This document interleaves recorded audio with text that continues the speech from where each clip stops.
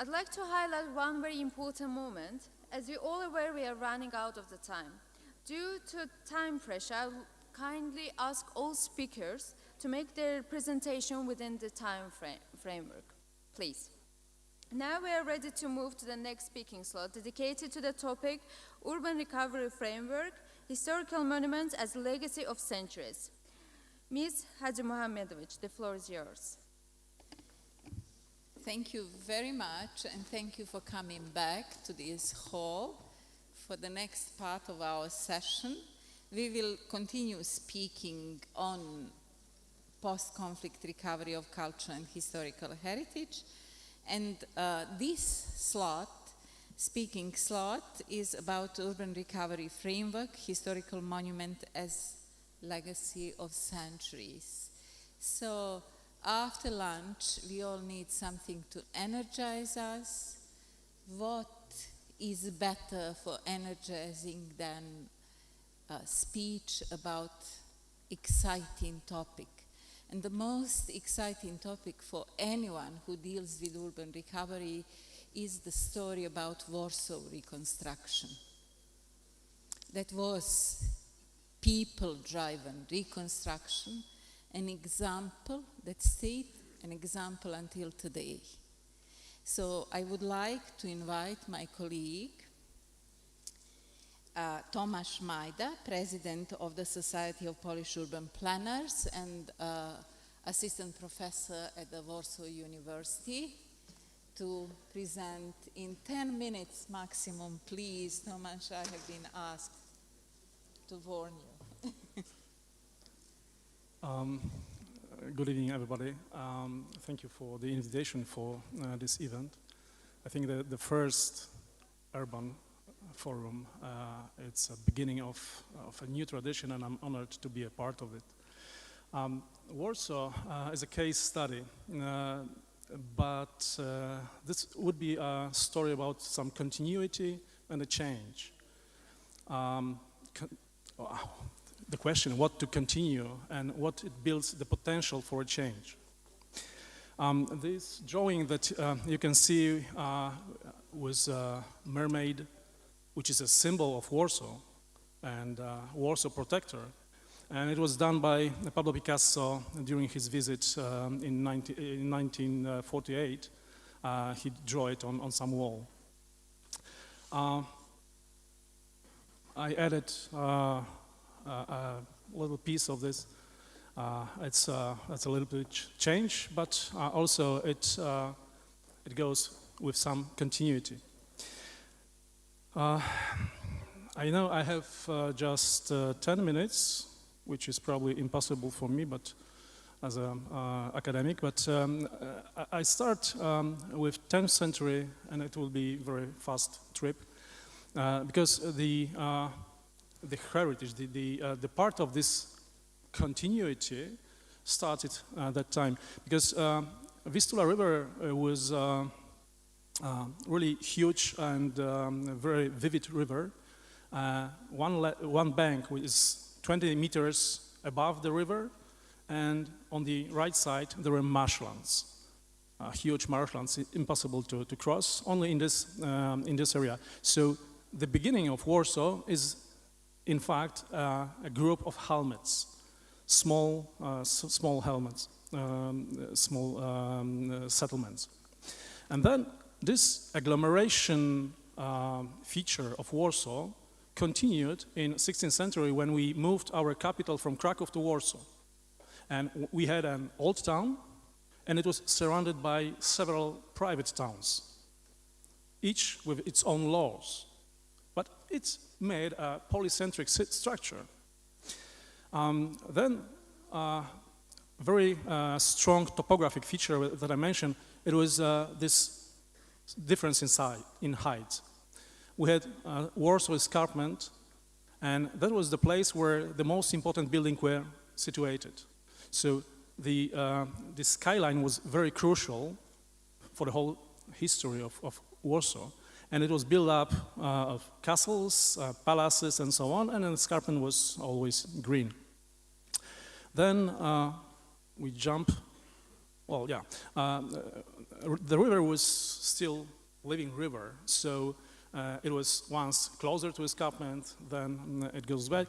And there was also stratification feature, because the lower level was for poor and upper for richer. And then, well, this is the picture from the time when we lost our independence. And you can see these two parts of the city, and then this mixture of different kinds of heritage from different periods due to this agglomeration kind of constructing the city. And then we were under Russian occupation, and there was a change, because during decades all neighboring countries that conquered Poland started to fight each other. And Russians decided to build a huge fortification zone. Warsaw was, I don't know if it's a pointer here. Anyway, Warsaw is that that circle on the bottom. Okay, so this fortification system had over 30 kilometers size, but it affected also the city itself, because we were surrounded by two belts of fortresses with the citadel on north of the old town. But it was the period of industrial revolution. So anyway, people from the villages come to cities, and the city couldn't grow because it was surrounded by forts, and it was forbidden to build closer than 3 to 4 kilometers from the city, from these forts. So the city couldn't spread, so it grows up.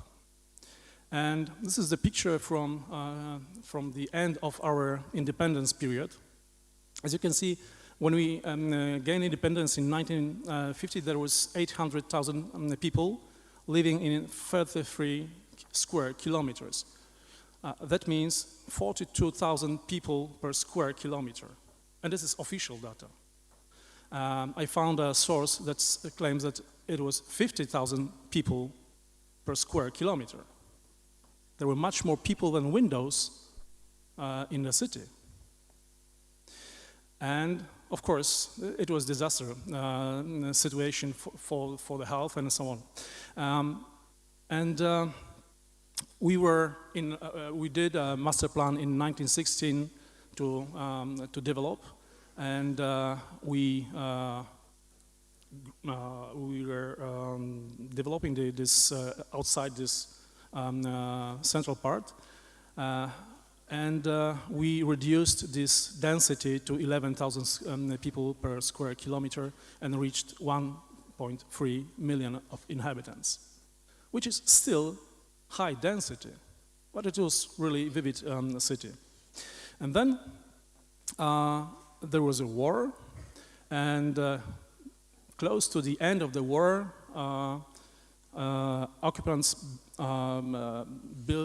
created special forces just to destroy the city. Their only aim was to kill inhabitants and burn the city. So the effect is, this is the old town, and it goes slow. Anyway, it looks like there are some walls, but you have to remember that they were not bombing it, they were burning it. So even if the wall is still standing, it cannot bear any weight. I don't know how does it work. It stopped. Oh yeah, this is also the center of the city. There is a layer of bricks, of burned bricks of 3 meters height. There was a center of the city in there. So, as during this demolition of the city, we as architects were starting to think about a new city. during the war, the last slide to show the scale of the damage. This red means that nothing exists. Okay, so almost all city disappeared. And during the war, we had many visions, because Warsaw, as a capital, is a symbol of the nation. So what you want to show. And what you can see is, for example, this drawing on your left is a public space with public buildings on the escarpment, on the top, which is inscribed in history. And on the right top, there is a new parliament on the escarpment, and so on and so on. But finally, we decided that the most important thing for the country that was not existing for over 100 years was its really heritage, which we lost. So we decided to rebuild something. We were lucky because during these 20 years between First and Second World War, we in fact did a twin city, but analog. Students of our faculty with our professors draw all the heritage in the city, and we could discuss what to discover from the ruins. And it was not recreating everything. It was, as you can see on the lower part, the first goals of sustainable development goals are quite easy, because during our urban planning process we were always taking it into account. So the first was how to rebuild the heritage and improve the living quality. So center of the city, the old town, was rebuilt as multifunction structure with very big care put to the sorry, I don't know where to point to make it quicker. Oh yeah. So this is rebuilt old town. Okay, so we did it in one coherent architectural way. This is the whole urban thing from one period almost. And we did it in a very detailed way. You can see this old clock which was done after the war, but you can see also on this postcard from 50s that we built a tunnel beneath the old town. It was a new feature in the old structure. So Warsaw is a mixture of old and new. We used the heritage because we need it, but we didn't want to create it in the very same way. Still. Okay, and these are also such small, teeny passages and so on, very picturesque old town. If you go there today, you cannot say that this is the new old town. It was done with original materials, original techniques, and so on, so on. And this is the view from the riverside. We did it after the war, while we knew it was completely against the rules of heritage protection. We just make a fake, because we did it for us. And in 1978, on the first UNESCO list, there were 12 objects. 2 of them were from Poland. That was our success. But of course, without Warsaw. And 2 years later, in 1980, the criteria was changed, and Warsaw got on the list. Okay? It was the first rebuilt city to appear on this list. And a few years later, also IFHP called it a model way to rebuild cities after destruction. And the old town was not only element to be rebuilt, because we didn't want to rebuild buildings. We wanted to rebuild a city. So there was the old town, but also all the space along the escarpment was also undercovered. But all the rest was supposed to be a modern city. So that's why Warsaw is difficult to understand, because you have to know all these layers that are put together. We had a new modernist idea of districts in greenery, but look at this right side. It was the idea from 1929 with these ventilating corridors going to the center. It was starting to be implemented before the war, but we did it also after the war, and we keep it for the last 100 years. And when we enlarged our city, we also included areas of regeneration of this area that goes to the center. When the city goes bigger and bigger, you can see it also in master plan, there were districts of different features, different mixture of functions flowing in the greenery. And again, on the right side, there is a functional Warsaw from the between war periods from 30s, which says that the city is a regional phenomena. So to think about the city, you have to think about the region in a regional scale. And it follows the same idea of agglomeration, of polycentric city.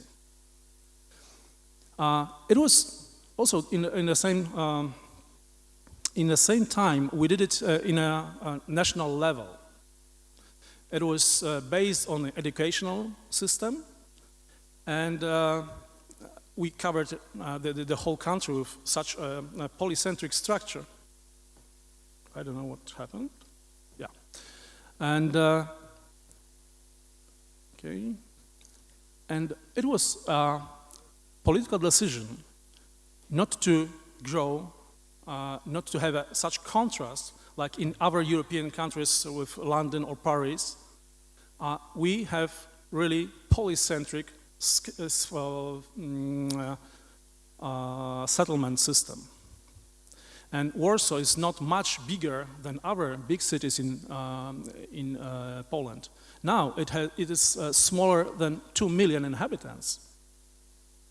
But we had to answer the question, do we want to be rich or happy? Okay? So we decided, of course, to be more sustainable, to be rich enough to be happy, but this needs to be done on a national level. It's creating of a polycentric structure.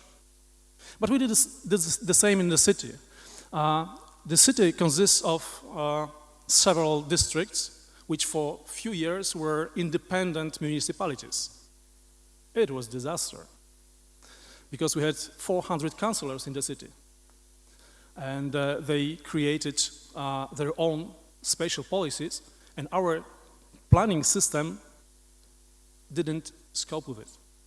Okay, so we returned to one municipality, still divided into different districts. And now, this is nowadays polycentric spatial structure. We are just finishing new spatial policy for the city, and you can see it is based on polycentric system. And I'm trying to point any size, okay. And if you look at in general scale, you can distinguish few zones. There's the center, the core of the city, which is the most multifunction and the mostly densely built. This is the core. And then this is also the core. This is the city center, which is green. And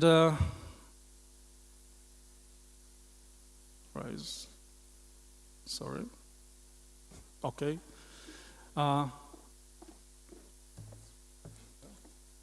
Sometimes goes. And the other side of this of the river with a new, quite a new building. Yeah. Okay. And inner city zone, which is still city structure with multi functions, and I'm trying to go further, but yeah, with lots of heritage and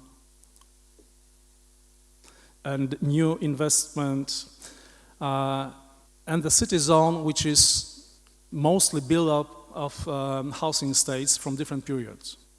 So we have also modernist housing estates, which are very high quality right now, as we are thinking about the quality of living, but poor technical standard, which is similar to other post-communist countries.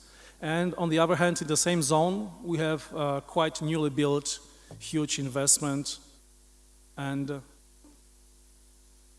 this is the scale of this investment. So this is also the scale of the city, of the previous city. It was 22, 23 meters, and now we are building this size in this city zone area. And of course, we have suburban zone, but in a new policy we decided we don't want to have any more one-family houses in a city. Okay? We built only multi-family houses to keep the right density, to have enough money to build infrastructure, technical or social infrastructure and so on. So these are different zones. But if you look closer, these four zones adjust to one of the element, one point of view. We have also this heritage from different periods. We have multi-level way of protecting this, but I will not follow that issue. The Old Town is called a monument of history. This is the highest national level of protection. But in the same time, this heritage is spread around Warsaw of different kind. In the same time, we think how to use this cultural protection for the future of the city. And this Russian fortification system is part of a new idea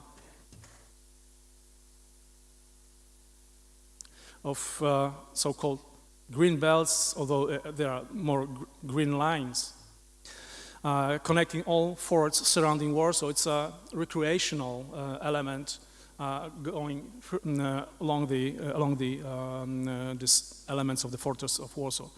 And then we found out that the streets that are too big from the communist period, but also other streets,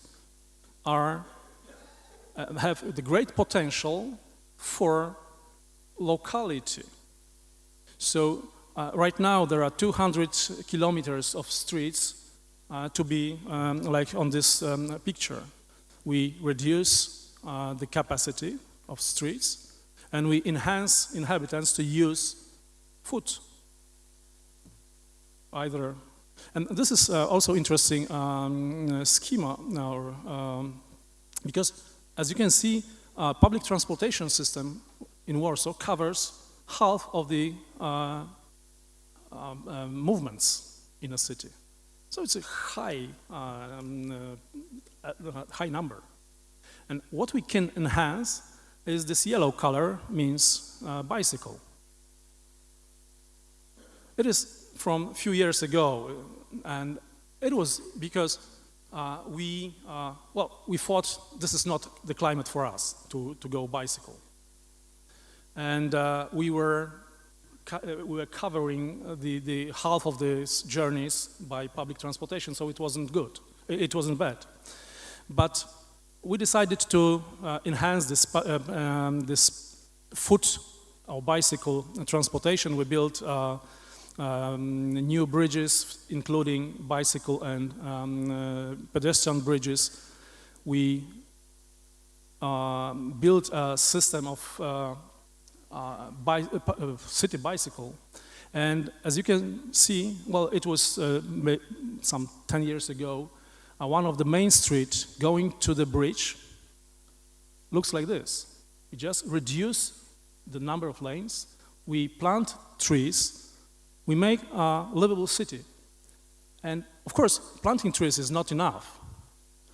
If you want to have a tree in a very stressful environment, which is the city, you have to build infrastructure that will support these trees. So this is the whole infrastructure to support the trees beyond the ground. And now 200 kilometers more of these streets we'll have in a city. And there was the map of daily routes done by public bicycle in thousands. So it works. And then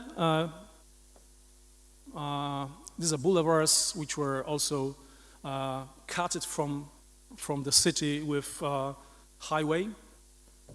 And a few years ago we did a space that accommodates some activities. These are per se night in the beginning of the summer. These are people from all over the world. Warsaw comes to the river when the city make it dark, turns off the light for per se, and they are just spending their time together. And other parts, well, this is the same place. And boulevards, and this is the public space in the center of the city, which now plays the role, the function of recreation with the old heritage on the top of the escarpment. And this new spatial policy is based on this polycentric system again. We have blue-green infrastructure and urban zone with all public spaces. And this is the main feature of the new spatial policy for Warsaw. It builds the city structure basic elements. We just need to solve these junctions. And when we think about energy or also the quality of life, this ventilating corridors are still visible. And if you think about the strengthening factor of the speed of the wind, you find that it's also a very good place for wind plant, energy plant. Okay? There's also needs to solve some problem because you want to use it also for recreation. But when you plant trees under the canopy, you have very good climate condition. And the speed above the canopy is higher than in other parts of the city. And the building of huge power plants is a task for a government. But it doesn't give you resilience. To be resilient, we have to have a full network with some redundancy. So this is also an opportunity to build an energy communities. We can put there smaller generators and build local communities around it. This is another feature enhancing this polycentric locality. And I think this is the last one. Oh, previous. This is polycentric structure, and our protector is now starting to take a leisure. And thank you very much.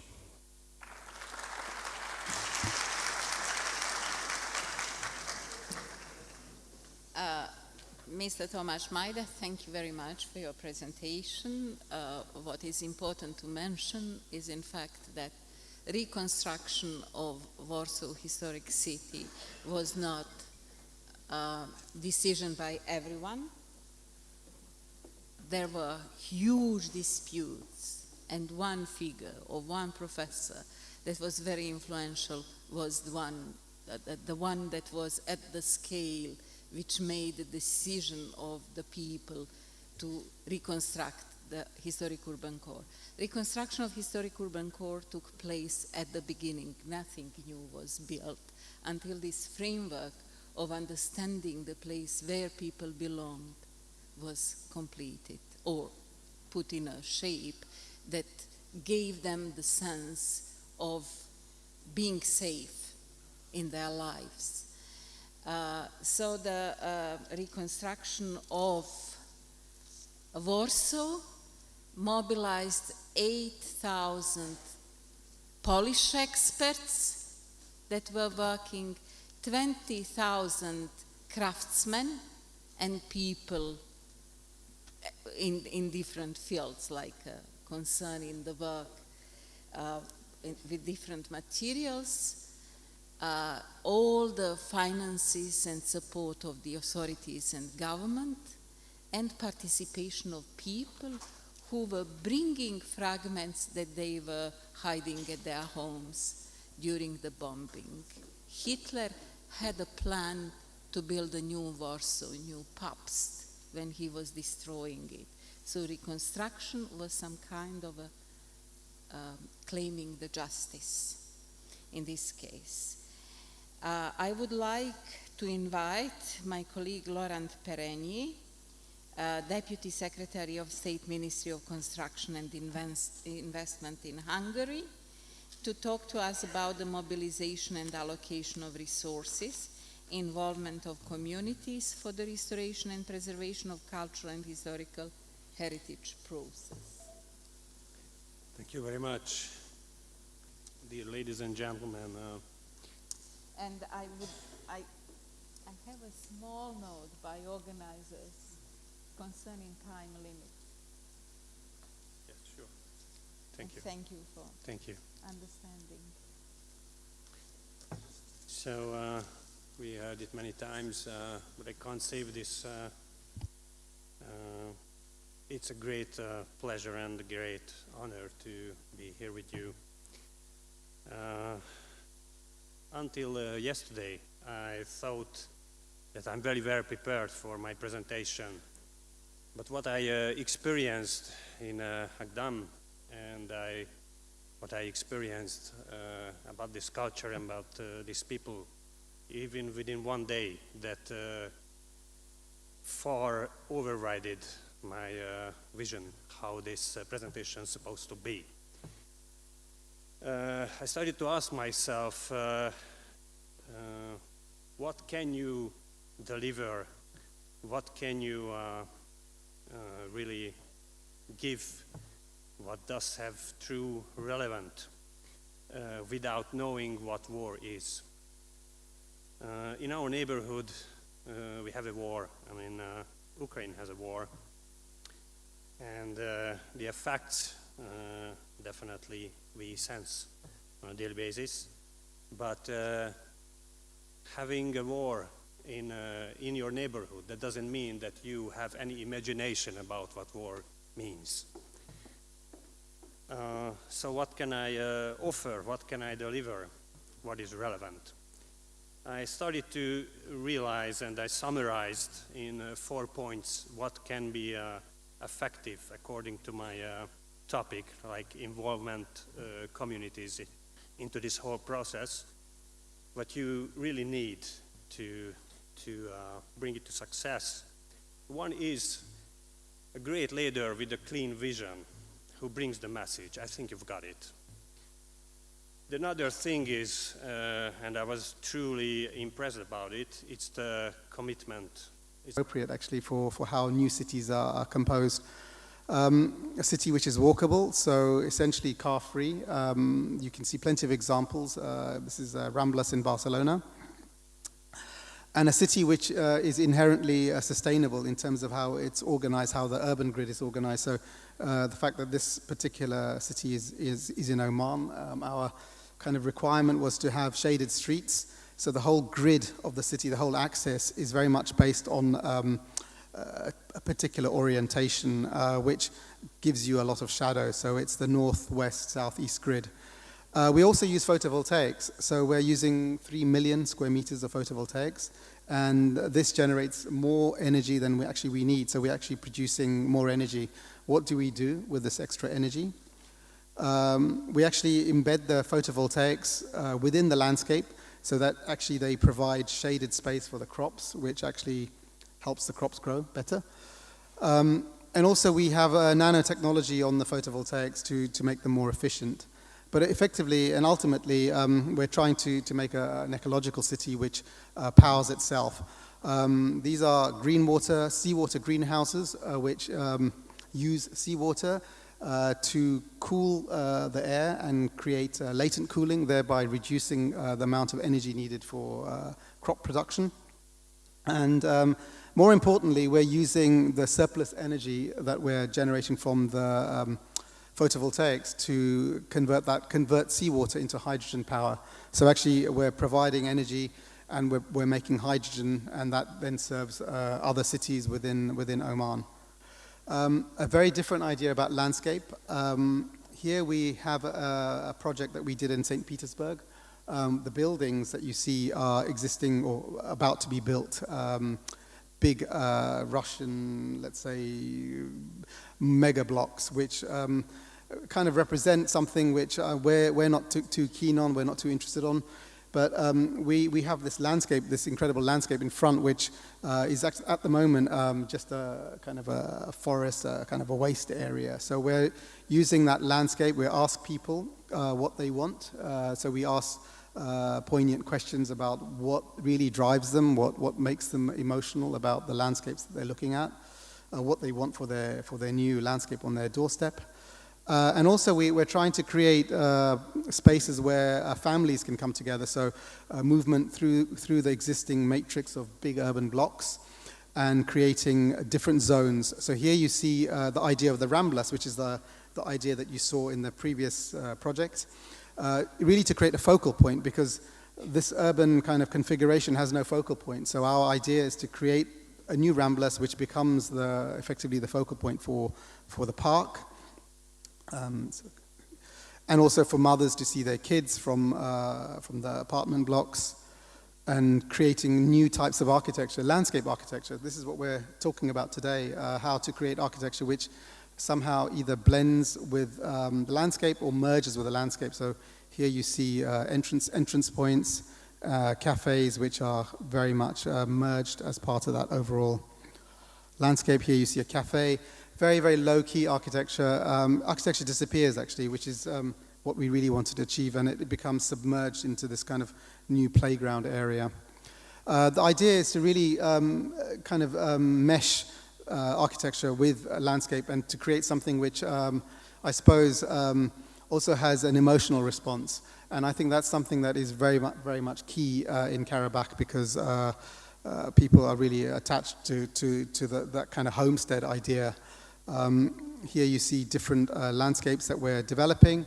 Each has a theme, so we've broken up the big garden into smaller pockets with outdoor kind of banya areas for bathing, which in winter also create a nice kind of, a second if I can move this along, a nice kind of ecosystem with walkways. So again, this is not a high budget project. This is very deliberately a low budget project. We're using materials that are from the site. So we're using the timber because the site is overgrown with timber, with trees, let's say. We're creating walkways. We're trying to understand how the landscape and the interventions that we have are very small, very, very kind of cute in a sense, but how they are architecture but not architecture, so to speak. Going to the next one. That's the, winter view. Oh, sorry, going a bit forward. Music stands, and I mean, I think Karabakh needs places like this. So when you're creating a park, when you're creating a zone, it's not just about creating this zone, it's about creating something which is very much bespoke, very much speaking to that particular village or that area that's being redeveloped. And then we create also a focal point. Again, it's a focal point in this case, related to arts and culture, which I know that Amra was very much interested in the idea of art and culture and bringing identity. So here is a timber structure that we're using, that we're creating. And around that timber structure, we have artworks that the local community will be making. So there are workshops under this hill that we've created, and the people can kind of make their kind of artworks, and then we have this kind of quite nice ring that allows you or facilitates a view back to the city center in St. Petersburg, also to the river edge as well. And some of the sculptures that we'd like to place, how the ring might look, and a typical section. The last project is a very, very different proposition. It's about landscape. It's about architecture of landscape. And it's about identity and culture. And why we're talking about this, it's because it's the Faculty of Islamic Studies, and we're very conscious that Azerbaijan has a very big tradition, it's particularly an Islamic tradition, as we've seen. Here, what you see is a very contemporary building, but in a setting which looks contemporary, but has a lot of kind of tradition about it. It's a university building, a Faculty of Islamic Studies. It also has a mosque, the Education City Campus Mosque. And the gardens around the building are effectively a 4-part Islamic garden. It might look something different, but actually it's a 4-part Islamic garden, each with its own theme. And those 4 parts are created effectively by the building. And what you see here is how the landscape not only drives the architecture, but then kind of forms the base and runs right through the building. So it's not a building which just is an iconic representation, but it's also a building where landscape and urbanism somehow merge, and the green spaces that you're seeing in this thing kind of go right the way through the building. So it's a very big building, but it lands very, very gently on the ground, and it creates these kind of pocket spaces in the 4-part Islamic garden. And we're really interested in culture. So this is about Islamic calligraphy, and we're using. So we talk to specialists who are very much interested in calligraphy, and these are ayahs from the Quran, which we're using effectively as a screen. And why are we doing that? And why? Because we very much are interested in the idea of culture and identity, and we want to. We understand this is a very modern building. We also understand that we need to connect with people who may not understand this as being a university, an Islamic university or a mosque. So we want people who are of a different generation, let's say, to come and read the text and suddenly feel that, this is a modern representation of an idea, of a typology, a completely radical change. Here at the base of the building, you see the 5 pillars of Islam. Each pillar has calligraphy, so it tells you about that particular aspect, Hajj or Zakah or prayer, and how the building sits in the context. Again, what you're seeing is a softening of the building, how the building kind of gently merges within that urban context. The student entrance, how the student entrance picks up and kind of creates this backdrop. And how within the context of the framework of the campus actually is designed by Issa Zaki. There are buildings by Rem Koolhaas and other architects, Ligoretta. I think the building really stands out. The idea is that the minarets, the mosque, although it's not the biggest component of the project, are represented in the most powerful way, and the building is essentially beckoning you to come and visit. So that's my talk.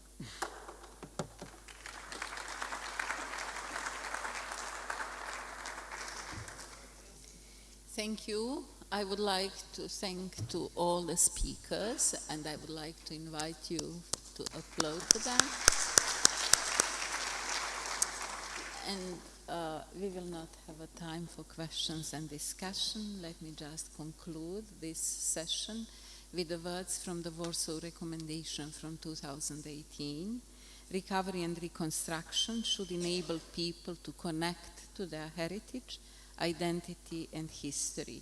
Consideration should be given to social justice, and property, titles, and rights-based approach should be applied. Thank you very much.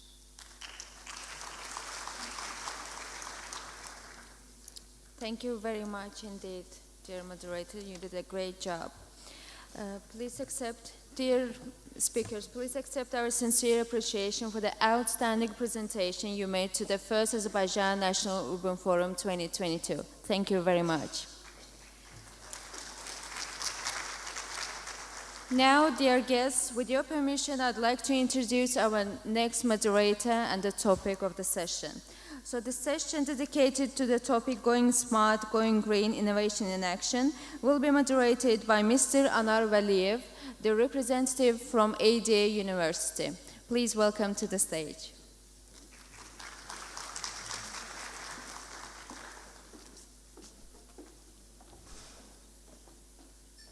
Thank you very much, ladies and gentlemen. Sorry for being late. I will invite right now our speakers to panel. So if you take your time and just come over, please. Mr. Farid Ahmedov, Deputy Minister of Digital Development and Transport of the Republic of Azerbaijan. Mr. Pontus Westerberg, from Program Management Officer of Innovation Section UN Habitat. Mr. Alias Bin Rameli, over here, yes. And Mr. Tomasz Kniewski. Hello, how are you? All right, thank you very much for being with us, dear distinguished members, dear distinguished guests. My name is Anar Valiyev. I'm a Dean of School of Public International Affairs.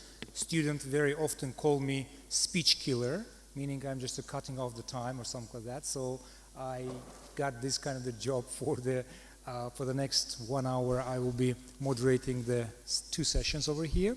So without further delay, I want just to give the floor to, and today I'm going to moderate the panel session on Going Smart, Going Green. And the speaking slot is going to be about people-centered smart cities, meeting socioeconomic challenges for more sustainable settlement. So what can I say about our first speaker? He is Mr. Dr. Farid Ahmedov, Deputy Minister from the Ministry of Digital Development and Transport of the Republic of Azerbaijan, who is, I would say, the father of the smart city concept and smart city development in Azerbaijan. And he will be speaking on challenges of driven innovation and building inclusive, people-centered smart cities. So, Dr. Ahmedov, the floor is yours. I will just give you only 5 minutes. After 5 minutes, I will start killing the speech, okay? Thank you. That was quite an ambitious introduction, at least attaching to me the parenthood of smart cities, although sounds pleasing, but too ambitious, I think. Thank you very much for the event organizers, for inviting me. Now I'm also into imposing restraint on speeches, given that I'm an associate professor of this university too, so we share the same culture. Now, speaking of the smart cities, I think at times different countries have hypes about the smart city, the smart village, and those hypes are at times driven by technology companies, and they create a perception that smart cities are about technology. So it happened for many years, and in some countries it's still happening, that smart cities are vendor-driven, turn into vendor-driven processes where vendors heavily influence the decision-making regarding smart cities. Now, I think as time passed, there is a realization, well, at least in some countries, but not in others maybe, that it should be a society-backed, community-backed process where whatever the initiatives, what smart initiatives, whether they are for cities, villages, or whatever the localities are, they need to be, you need to be basing them on the feedback that you receive from the society, from the particular communities. So it's more a socio-economic issue, smart cities, rather than a technological. Technology evolves, it changes, so there will always be technological solutions available, depending on the time we live in. So I think the key component here, and a word of caution regarding success in smart cities,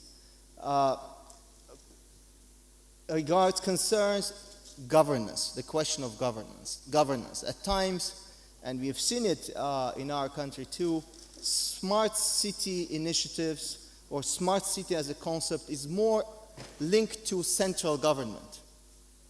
So it's at the central level, at the central government level, that many of these initiatives are cooked, formed, and then delivered, passed over to the local governments. Well, I think as the title, the name suggests, smart city is about cities, or villages is about villages. So it suggests that it's very important that a very strong governance is built within the localities, whether those are cities, whatever villages, so they can easily, those cities can easily analyze the needs, the demands of the communities, and then build the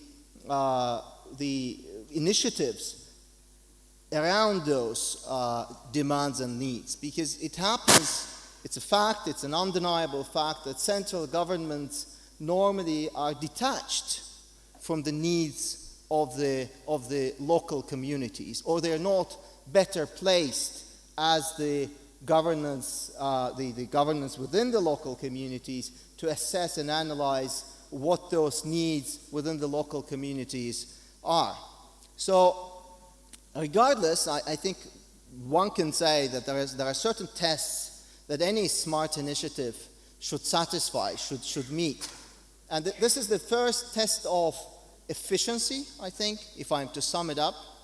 If it's a test of efficiency / sustainability, test of necessity, and I think it's also important to see to what extent, whatever the smart initiatives are, to what extent they drive innovation. And I think that's partly or mainly the topic of today's presentation. To what extent this can drive innovation.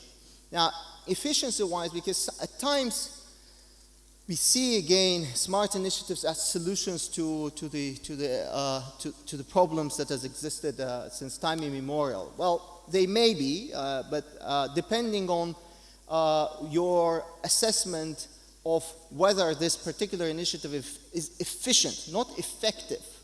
I think a very fine distinction should be drawn between effectiveness and efficiency in this case. Now, they need to be efficient, and in order for them to be efficient, you need to compare them with classical examples, with classical initiatives. You know, if it is in the traffic or transportation, in the field of transportation, the initiatives, we need to compare them to classical solutions to transportation problems. It may be that classical solutions within certain localities are better fit to solve the problem within a particular frame of time. Well, in different locations, it's quite possible that smart initiatives are much better fit to solve a particular problem. Now, and here comes the point about sustainability, because there is a misperception that smart initiatives cost no money. They do cost a lot of money. They are actually sometimes very expensive. So, especially in terms of the capital investment and the operational costs. So both CapEx-wise and OpEx-wise, they can be very, very expensive. So a very careful analysis needs to be done. A comparative analysis needs to be done within a particular context, locality, and I think our learned colleague has said, you know, we need to understand the local peculiarities to see whether this particular initiative is going to solve a particular problem or not. But regardless of this background, I think smart initiatives, especially when when they are targeted to gathering, accumulating data, and I think this needs to be hand in hand, goes hand in hand with other policies regarding data classification and making data open. They may be very good drivers for innovation within particular localities, locations, whether that is at any level of government, obviously. So, and I think making that data open, for instance, if smart initiatives are linked, not if, they are definitely linked to digitalization, and if there are multiple examples that we can bring from different cities, that when certain data, for instance, digital map of a city was made open, very interesting solutions were introduced by startups. You know, multiple examples, Blind Square, an app that was, I think, developed in Helsinki, for Helsinki city, for blind people. Once the digital map was readily available, startups capitalized on it and built up an app for blind people that would need no assistance to go around the city. Because basically it would tell them where they are, where they're located at a particular point in time. So in this sense, the smart cities or smart initiatives as drivers of innovation are very important, but provided that a very important ingredient is in place, and that is human capacity. So whether at a local level or governance level or at the central governance level, any smart initiative implies that the governance should be mature enough, digitally ready enough to be able to address it, because especially when, as I said, there will be multiple opportunities created with data. You need to have data analysts in place, you need to have AI tools in place, and you need to have people with capacities to be able to work with those. So I think on this positive note of having a human capacity, because I can see with my peripheral vision that the moderator is looking at me, so I shall stop here, and I thank you very much for your attention. Thank you. Thank you very much, Dr. Ahmedov. You perfectly nailed it down, especially about the smart cities. Now we're going to move to Mr. Pontus Westerberg, who is a program management officer at UN Habitat, and his topic would be about interoperability and integratory participation as a driver of digital transformation and key enabler in building smart cities. Dr. Westerberg, the floor is yours, between 5 to 7 minutes if you have it. Thank you. I'll be as quick as I can. So I actually want to talk about some building blocks for people-centered smart cities. And I want to say that I'm not too keen. I'm going to talk about smart cities, but I'm not that keen on the term, actually. And I think that for many of us, there's something that feels a bit problematic with the term smart. And it's the kind of value that's in there. It's binary, right? If it's not smart, what is it? Is it dumb? And that links very much to this technology vendor approach that the deputy minister was talking about, because of course who doesn't want to be smart? And if the solution to be smart is to invest in a digital twin or an Internet of Things system, of course you want it. So there is something a bit problematic with that. And the reason it's called smart cities, or we call it smart cities, is because the first wave, as we call it, of the smart city 10 to 15 years ago was really driven by the technology industry as a way to sell technology to cities. We call that the first wave of smart cities. Then a few years later came what we might call the second wave of smart cities, which started to be much more focused on civic technology, on open data, on innovation labs, innovation neighborhoods, more kind of bottom up and city, if you like, driven initiatives. And then we see a third wave, which is really around the city as a sharing platform. All of these kind of come together to mean the smart city in a sense. I start seeing in the last 3, 4, 5 years that there is a change happening all of these things still mean the smart city, but more and more people are talking about the importance of technology being used not for technology itself, but as a way to improve quality of life in cities. And we call that people-centered smart cities. But if we're talking about tech, let us not forget about sustainable cities. We know what they are. It's there in Sustainable Development Goal 11. We've been talking about it this whole conference. There are things like affordable housing, good public transport, green public space, a good urban environment, resilience, and perhaps also some digitalization and data. But you know what's interesting? You know, try this. Take out your phone and Google smart cities and then click on the images. And what do you see? You don't really see that vision of the sustainable city. You see more a kind of business as usual, or maybe even a kind of futuristic city with some data and some tech on top. And I think we need to change this mindset. We need to combine innovation and tech with what we know is the sustainable city to get the sustainable, inclusive, and people-centered smart city. But we are still, I think, often stuck in this kind of futuristic vision. Here are some examples of real smart city blueprints from around the world. Some of them feel to me like modernist blueprints from 100 years ago. Some of them feel more like gated communities. They don't really feel like real, modern, inclusive cities that we are thinking about. In the new urban agenda, member states commit to adopting a smart city approach. They don't exactly define what they mean by smart city approach, but they do, of course, give us some clues. Like here, for example, in paragraph 156, where they talk about citizen-centric digital governance. They talk about making ICT accessible to the public. They talk about broadening participation, responsible governance, etc. I think those concepts that are there are absolutely crucial when we think about the people-centered smart cities. So this is our kind of definition of the people-centered smart city. It's a city where innovation and technology is used to make people better for their residents.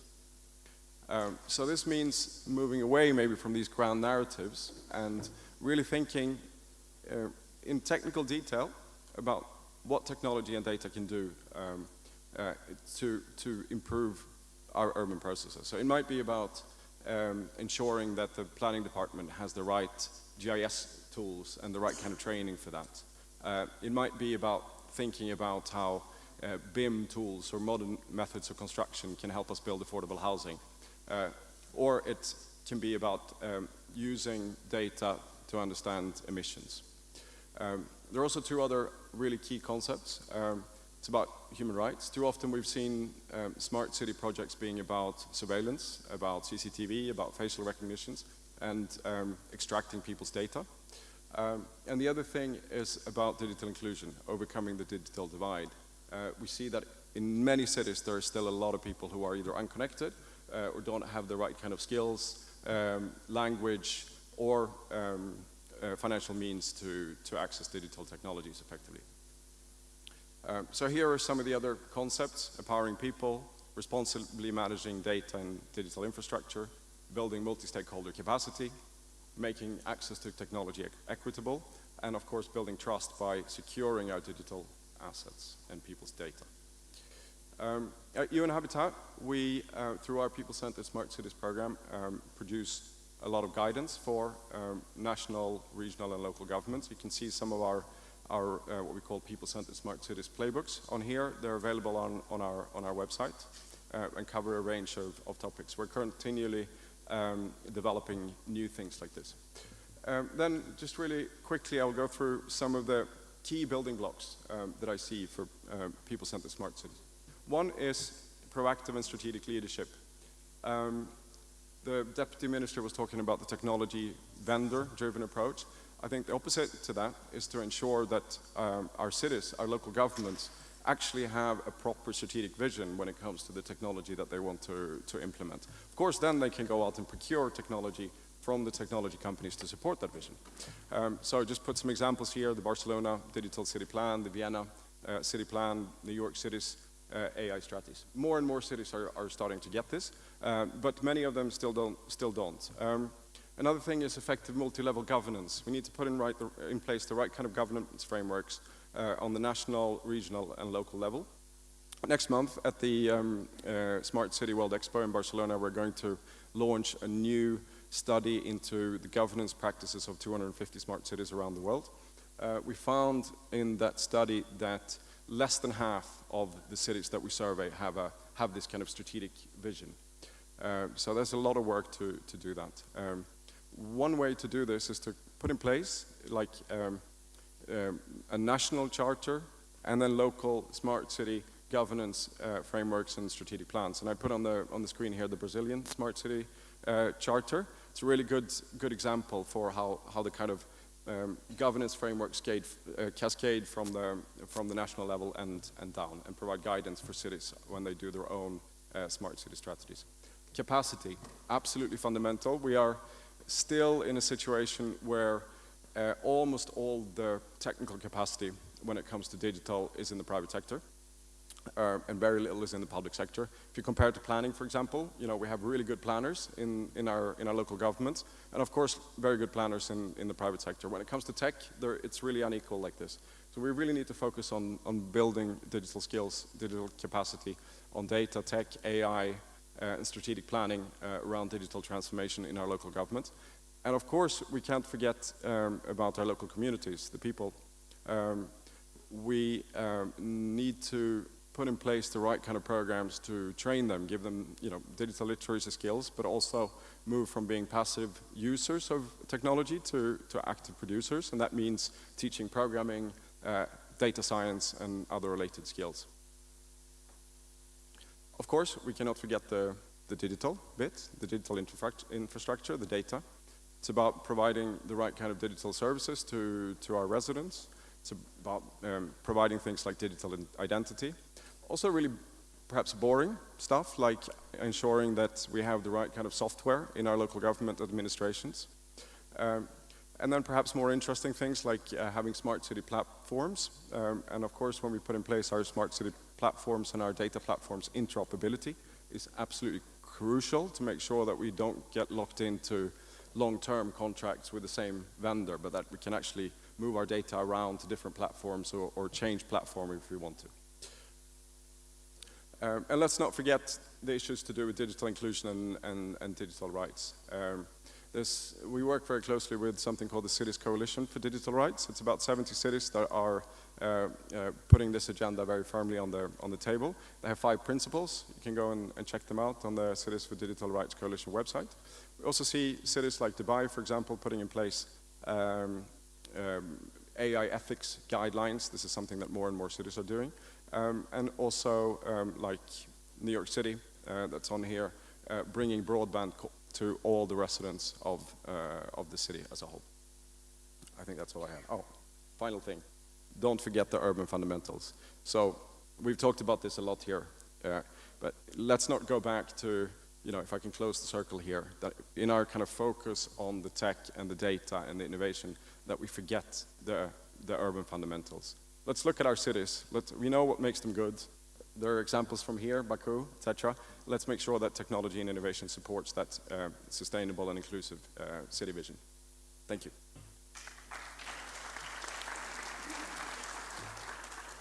Thank you very much, Mr. Burstenberg. It was really interesting to see the comparative examples. Now we're going to move to the people-centered cities toward livable city. And I'm inviting Mr. Alias bin Rameli from the Ministry of Housing and Local Government of Malaysia. Thank you.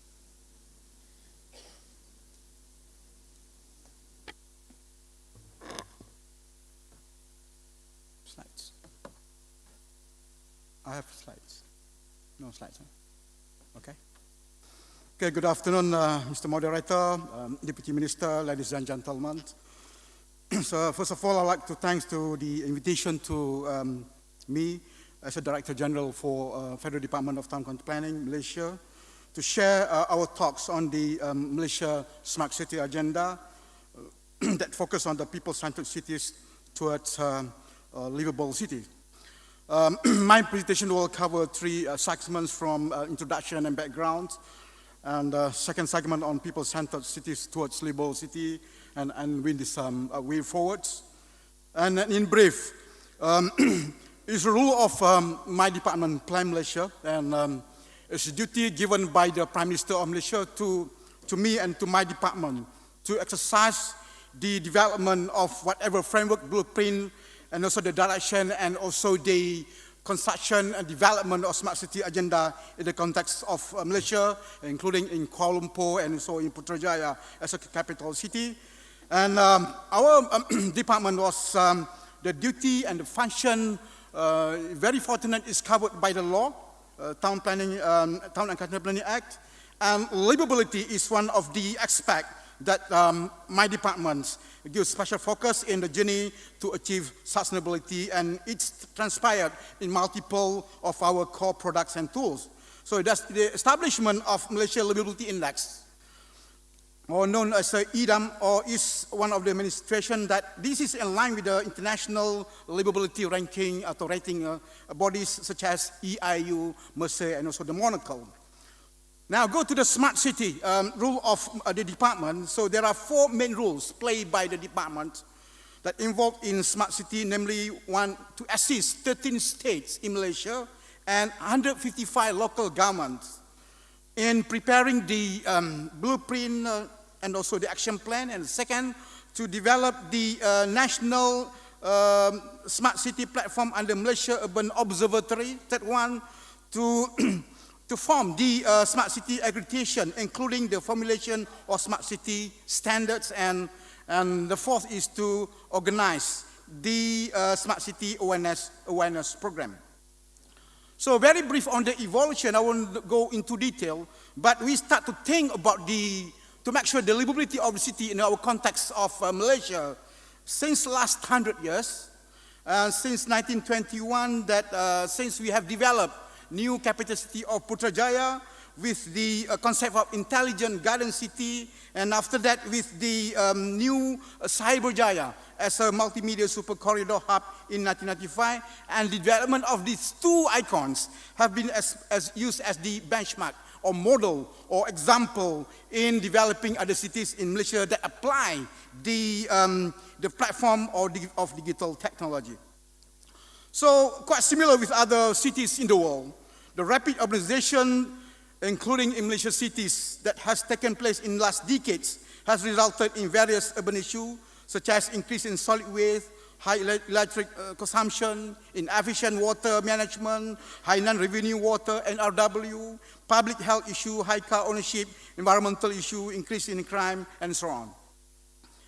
And we take this opportunity with the complex urban challenges. Smart city is now being identified as one of the solutions in managing cities towards a livable Malaysia in line with the 4th industrial revolution.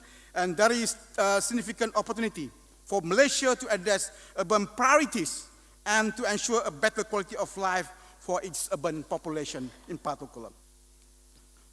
And now we shift to the Malaysia Smart City Framework. So we have developed the framework to be applied by all states and local authority in 2019, and the framework to be applied is from 2019 to 2025, and the aim to guide and as a reference to local authorities, state government, federal ministry and department, industry players, academicians and other stakeholders in planning and developing smart cities in Malaysia holistically. And in brief, this framework covers 7 components, from smart government, smart economy, smart people, smart living, smart mobility, smart environment, and smart digital infrastructure. And once again, to define what is the term of smart city, and in line with the UN Habitat, the framework has defined it as cities that use ICT and technological advancement to address urban issues, including to improve quality of life, promote economic growth, develop a sustainable and safe environment, and encourage efficient urban management practices. Although we have some natural-based solution in the context of the development of part of the smart city agenda. And now, as mentioned by our Honorable Ministry of Housing and Local Government, I think aligned with the Deputy Minister, smartness is not a measure of how advanced or complex the technology being adopted is, but how well the solutions solve the society problems and address existential challenges. So I do believe that the way forward is to focus on the people-centric smart city. And in urban planning context or exercise and in Malaysia context, very lucky we have 3 tiers of the urban planning process from national, regional, and state and local level.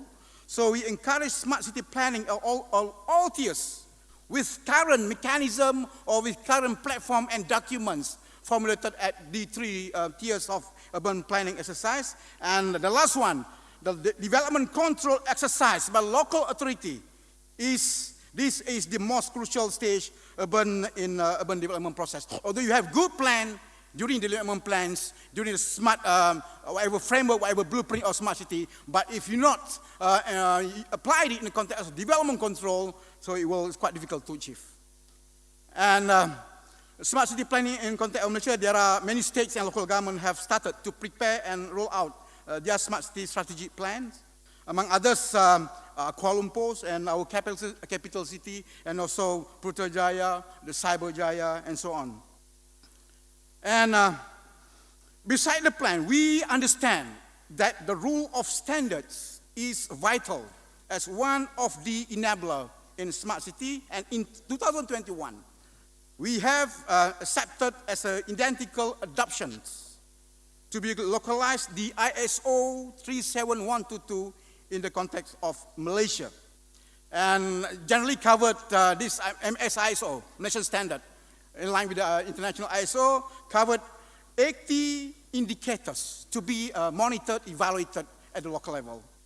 And the most important here is on the strategic collaboration and partnership. And I think, based on our experience, this is the critical success factor to the achievement, to the success of development or execution of smart city in each city, especially in the context of our Malaysian city. So, some way forward. Number one, to align livable Malaysia agenda, the agenda of livability with the smart city. So, other than apply the ISO 37122, so the smart city framework have set the policies and strategies under 7 components, where Malaysia now focusing on how to accelerate the smart city implementation throughout the country. A very serious agenda by the Malaysian government. And the second way forward on the establishment of National Standard Committee on Smart City, and I will be the chairman of the Malaysia level. At the same time, actually, we try to form one council for smart city chaired by the Prime Minister of Malaysia. So the third one on the success, the way forward, on key success factor. So other than the agenda of people-centric smart city. So smart city planning is important. Smart partnership as a critical factor. Sustainable technology, data sharing and integration is not easy to share the data. We still sometimes think on the silo mentality, and smart digital infrastructure as the game changer in the implementation of smart city. And last, I would like to end my presentation with a quote. I think this quote is quite relevant with the notes by the Deputy Minister, that smart cities are built and for smart people, not only by smart things. With that, thank you, and I take this opportunity to express special note and of thank you to the President of Azerbaijan, Ilham Aliyev, for a great and inspiring speech during the opening ceremony of National Urban Forum in Ağdam yesterday. And the quote, the point here is, war, no one wins, we, they will lose. Thank you, Mr. Moderator.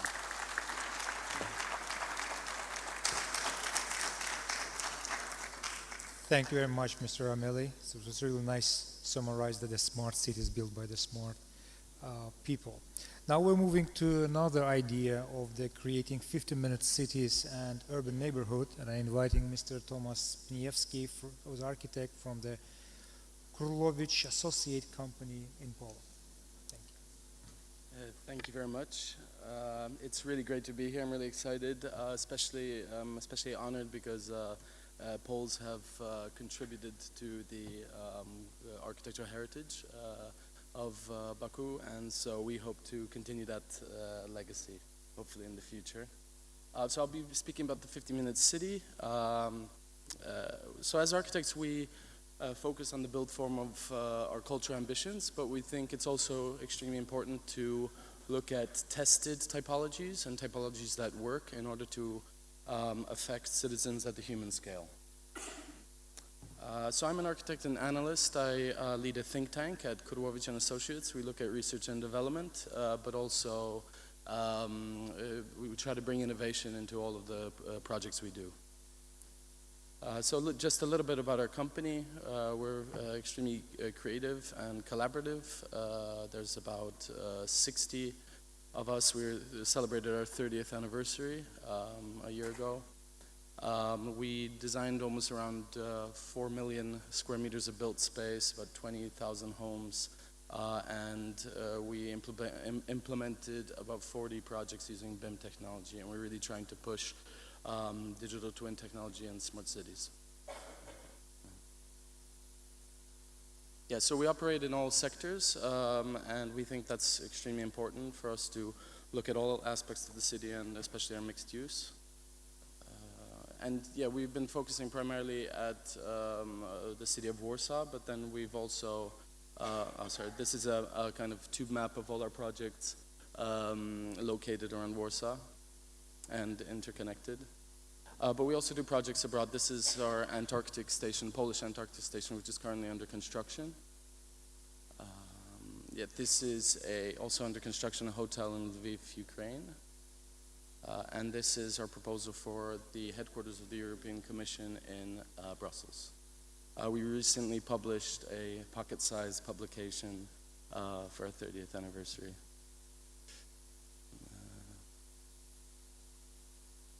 Yeah, so the 50-minute city was invented by Carlos Moreno. It's award-winning, and we thought it was something that we could kind of look at to really push our projects in all aspects, since we work in all sectors. And so the idea is that everything's accessible via 15-minute walk or 5-minute bicycle ride. So we tried to implement this into all the projects we're doing in Belarus, also at home in Poland. And yeah, again, another project in Belarus.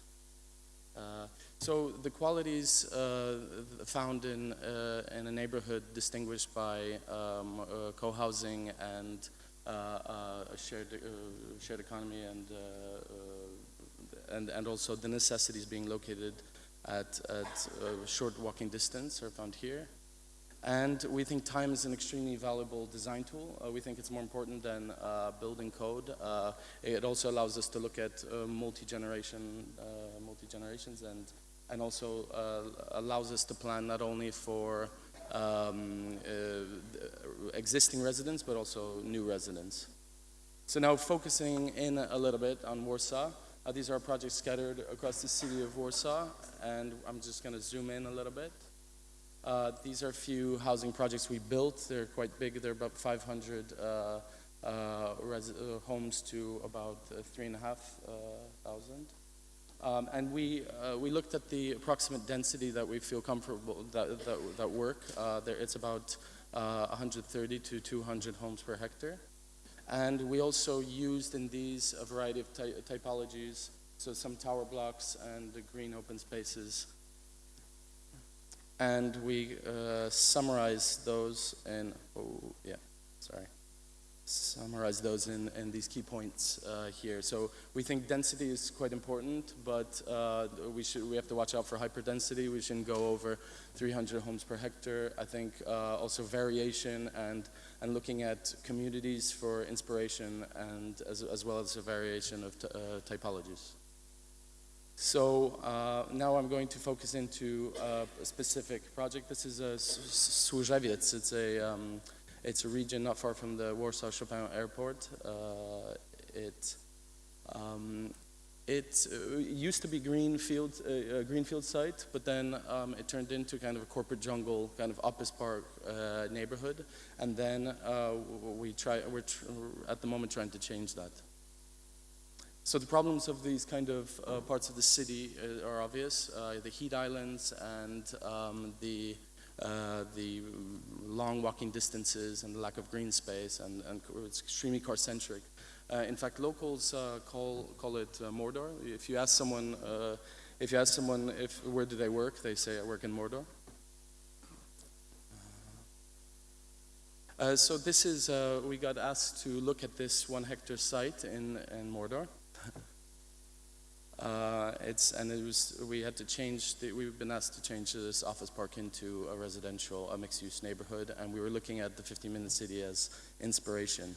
Now, we kind of see the 50-minute city as something that inspires the urban living and natural kind of layers of the city. So we could kind of think of the urban as the hardware, and then the living as the kind of software that animates that, and then the natural that creates an atmosphere for all of them. So we know that triangulation allows different situations to happen in each of these, but then if we try to combine that, it brings an extra layer of an excitement. And then ultimately, if we combine all 3 of them, we create situations that are really inspiring. So for example, kindergarten students could perhaps go meet at a hydroelectric plant, which is perhaps made a little bit more human and more exciting.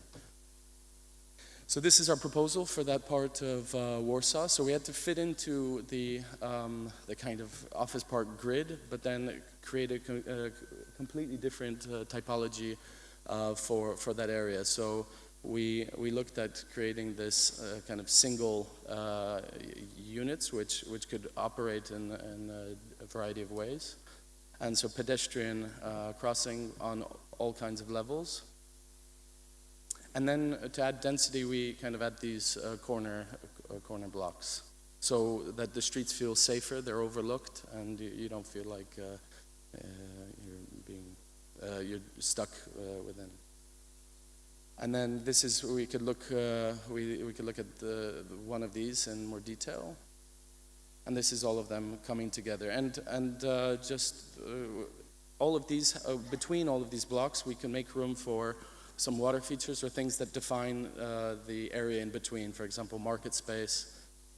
Yeah, these are the plans. And all the parking is hidden underneath so to kind of get out of the way of the human scale. And then this is the result. So we could see all these hidden and exposed variety of functions. And then different events that happen different times of the year. And the connection to nature. And then just to summarize, we have these 5 points that we think are really important. And that's to not be afraid of density, to respond to the context, to be people, to focus on the human aspect, and also look at identity and diversity. Thank you very much.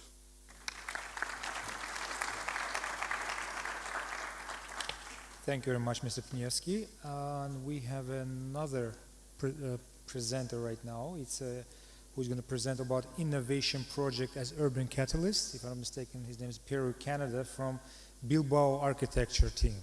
Welcome.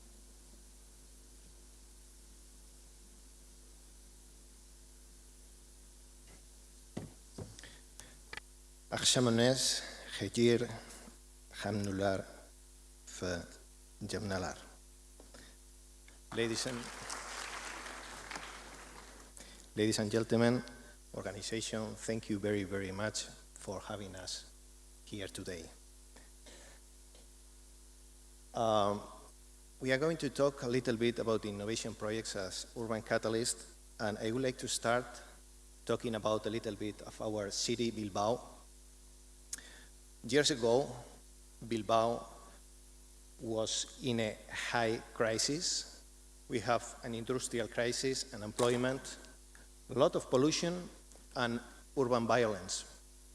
Nowadays, after years and years of infrastructure investment, We are a cultural reference with high levels of life quality and sustainability. And this was possible because the public sector and the private sector join and make the necessary investment in the infrastructure sector. But now, the things are other ones, and we have another situation. We have infrastructures, but now we need to connect to innovation districts. Bilbao, in the Basque Country, in the north of Spain, is a small region. We are 3.5 million people. We are not big, and we have to connect and be connected to the economy that is happening now and is related to the innovation.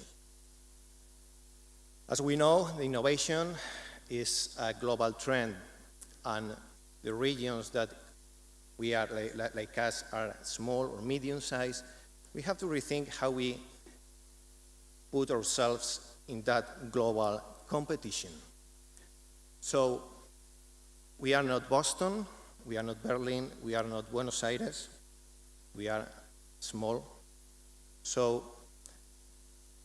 look into the quality, properties, and our capacities. 10 years ago, in the Basque Country was founded Basque Culinary Center, the first university in culinary sector. And after 10 years, now we can say that the Basque Country is one of the spots of the culinary expertise. So, after 10 years, now the next project is called Gastronomy Open Ecosystem.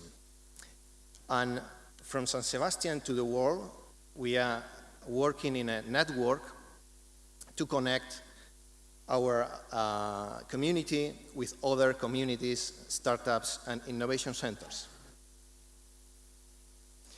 This is the building, how it's going to look. It's the exterior image. And this picture is very important to understand how we are working in this innovation project. And to understand how we become in a building, in an infrastructure project like that, is very important to put together and working together the different stakeholders of the project. And that's something that takes a lot of time, a lot of meetings, and concrete governance structure between those stakeholders. So, in the right of the picture, we can see the development of different uses, and in the left side, we can see the definition in architecture of this project, to finally complete a flexible and all connected spaces for this use. Very looking to the city. And this image is very important because what we are looking is to connect with a vibrant city, with people working, eating, and having fun together. And this is something that we are now looking here for Baku. Now I would like to present a project that we are developing here in Baku. It's called The Loop.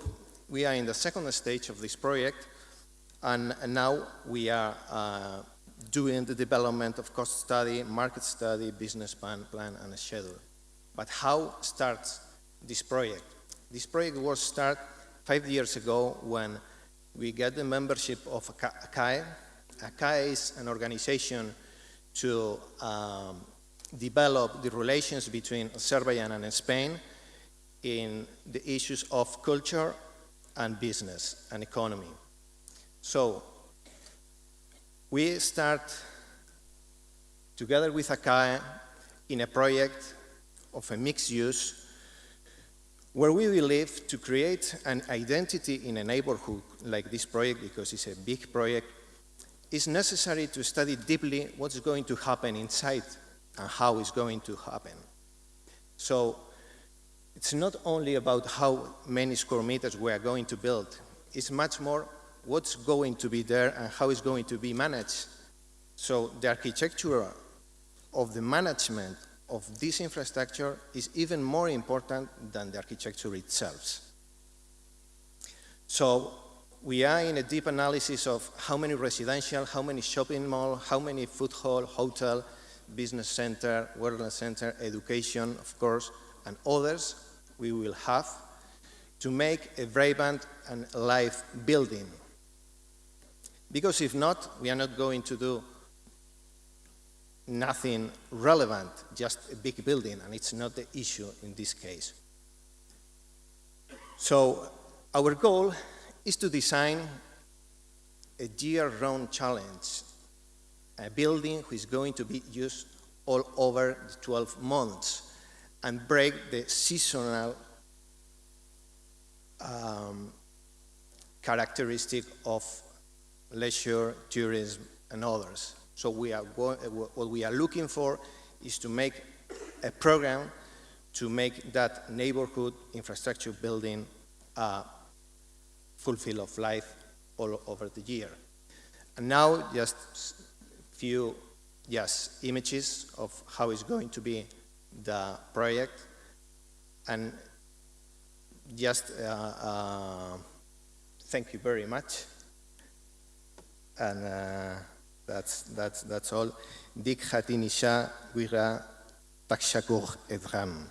Thank you very much.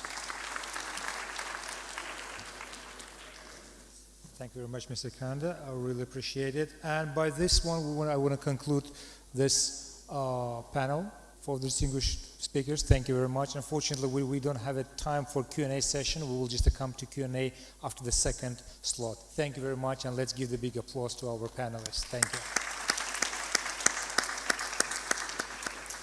Thank you. And I want to right now invite the speakers for another panel on another speaking slot number 8.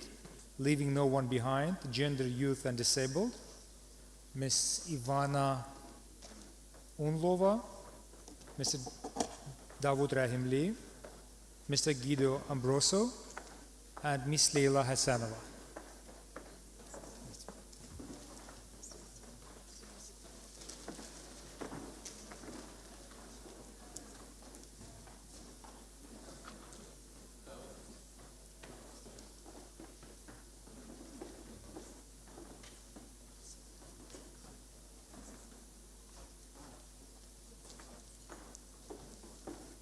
We're starting exactly in 1 minute, so please don't leave. The coffee break will be afterwards. We have to catch up the time. So you're going to be first, right? Sure. Do you have a presentation? Yes.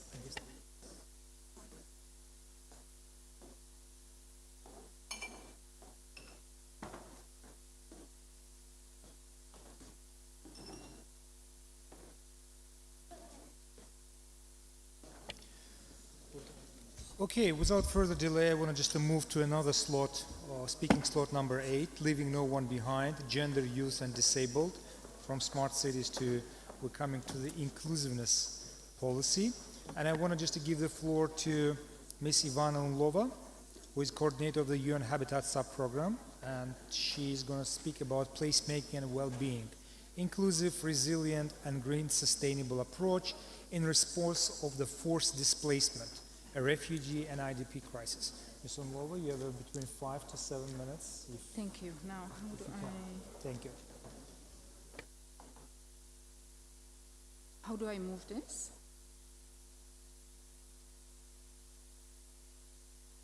There's a delay, yeah? Yes. Oops.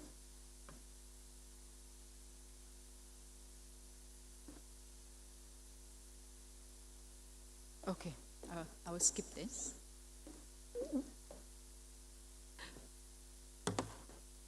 Yes, good afternoon.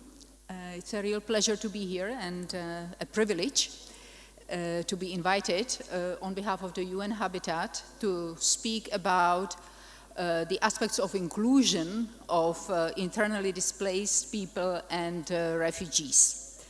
I will not necessarily get very deeply on the issue of gender, because there are others who speak about it after me, but I'll speak in general about the work in UN Habitat under what we call Flagship 4, which is focusing on inclusive cities and provides the policy framework for our work, which is very much operational and on the ground in a large number of countries.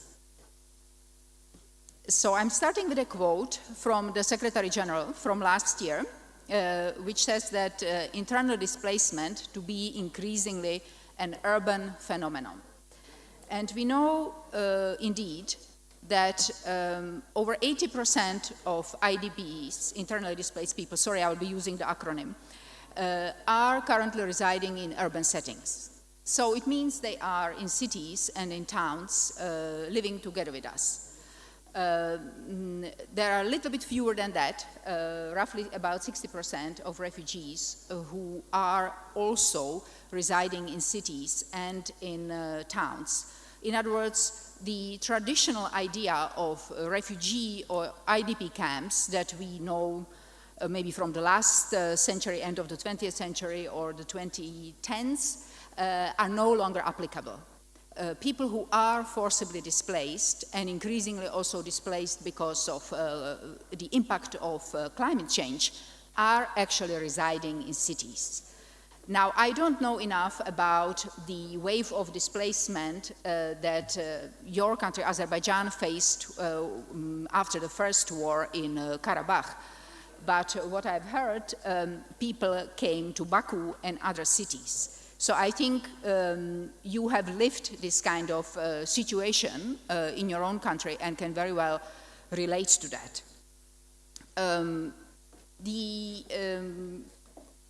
The dilemma or the task, the solution is to either make sure that people are accepted there where they flee to and that they are able to settle there permanently, or to design a solution that will ensure that there will be a possibility for sustainable return.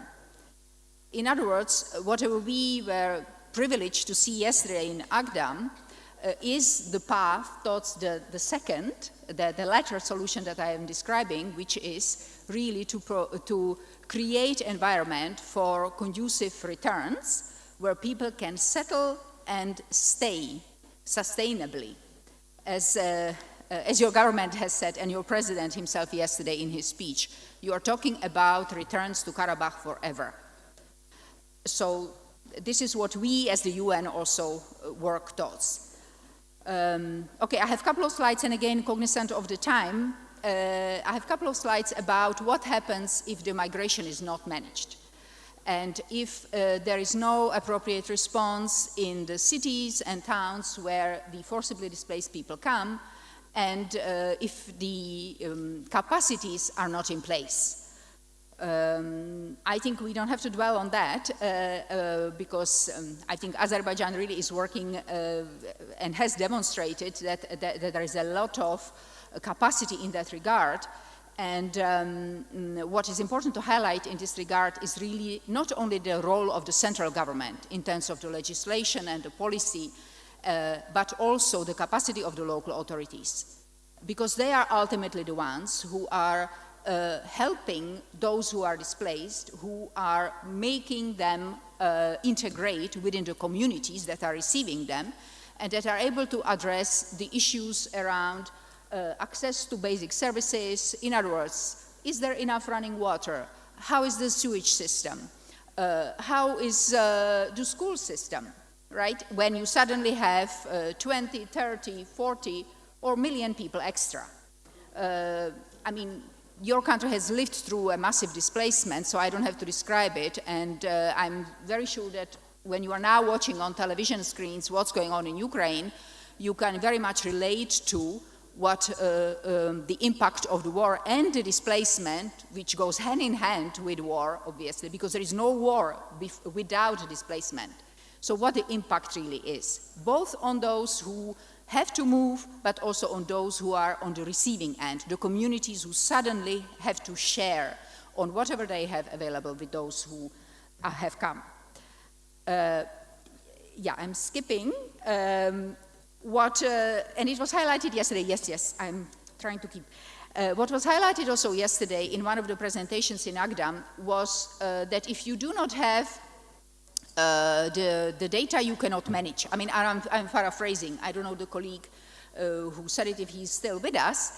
So basically the idea is, if you do not have the proper and complete information, the data, it's very difficult to design any kind of interventions and solutions. So this is what we are stressing in our work on the urban crisis in UN Habitat, through also the so-called Urban Migration Network or platform, which tries to gather information, data, really hardcore information about the numbers of people, the type of movements from there to where, the access to services and so on. From the experience, we know that this is really the basis for eventually then determining how do we design a project or a program going forward. For you now, when you are designing, of course, the returns and the resettlement of IDPs back to their homes, this is of key importance, because you do have to know, and the question also was raised here, how many people are there going to be in Shusha? And the architects didn't know, right? They said 25, maybe 23, whatever. It's very important, because that will determine, of course, how do you arrange the new town, how will be the systems of the basic services laid out, and so on. So we really cannot overemphasize that element. Okay, I'm running very quickly. This is a description of what we call flagship program that we have in UN Habitat, that really emphasizes the need for the knowledge that can inform the solutions which then become operational on the ground in countries or in regions. Yeah, I'm going to skip this. The key principles here, I've mentioned it already, is the different layers of the government. The central government, which obviously leads and sets the policy, the law, the legislative framework. But then, of course, we have the local authorities, sub-regional authorities, local authorities, and mayors, municipalities, whatever it may be called. What is very, very important is, of course, the cross-sectoral coordination with those who are the providers, be them private or public, of the services in the cities or new towns. The participatory processes that were mentioned also in some of the presentations, where we really take on board the wishes and desires of the populations that we are preparing the project for. It's very, very important to confirm that our planning assumptions are really correct, that they are relevant. So we are planning Shusha for 25,000 people. Is it indeed 25,000 people who want to go back to Shusha? Maybe it's 50. Maybe it's all the descendants of those who originally had to leave Shusha who now also want to come back. On the contrary, maybe there might be fewer of them. So it's very important to, for example, undertake an intention survey, and I think we heard it yesterday in Ağdam that that was something that was happening.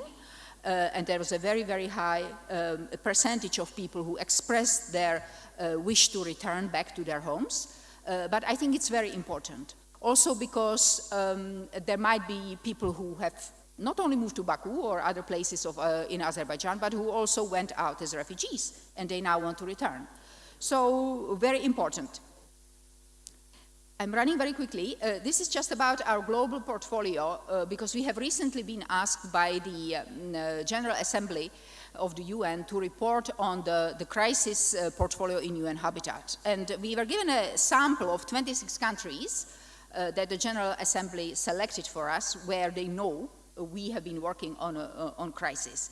And just to show this, what is the current trend. And unfortunately, I'm sure that is also the truth for Azerbaijan, namely that we have increasingly convergence of crises. That we not only have the crisis of migration, which may be forced by conflict, But we also have the climate impact that very often can create a massive displacement as well. I mean, we don't have to go very far in time. You know what happened in Florida just a couple of weeks back. It's massive, massive, massive, beyond any imagination.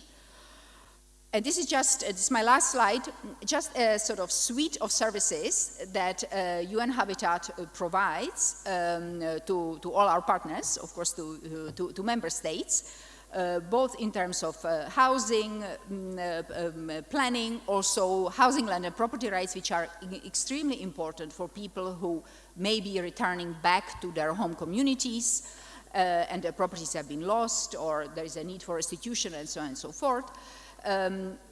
We have tools that we are using still in a conflict time and post-conflict time, like for example now in Ukraine, urban profiling, which helps us to determine the functionality of the neighborhoods and how quickly the neighborhoods can start functioning again, what would be the key elements that would make them function again, and so on and so forth. And then finally, we have a whole new set of tools that we are developing for the purposes of the climate crisis. Yeah, I think I stopped there.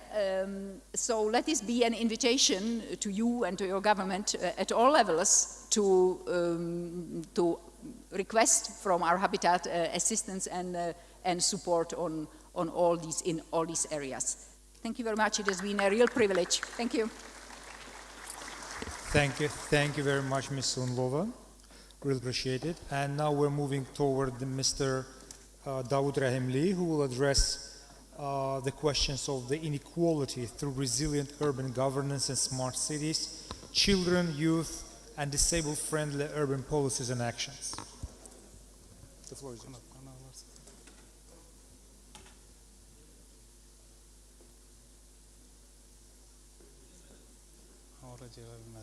Özür istedim. Onu harat tuttu değildi. Yok. Yok.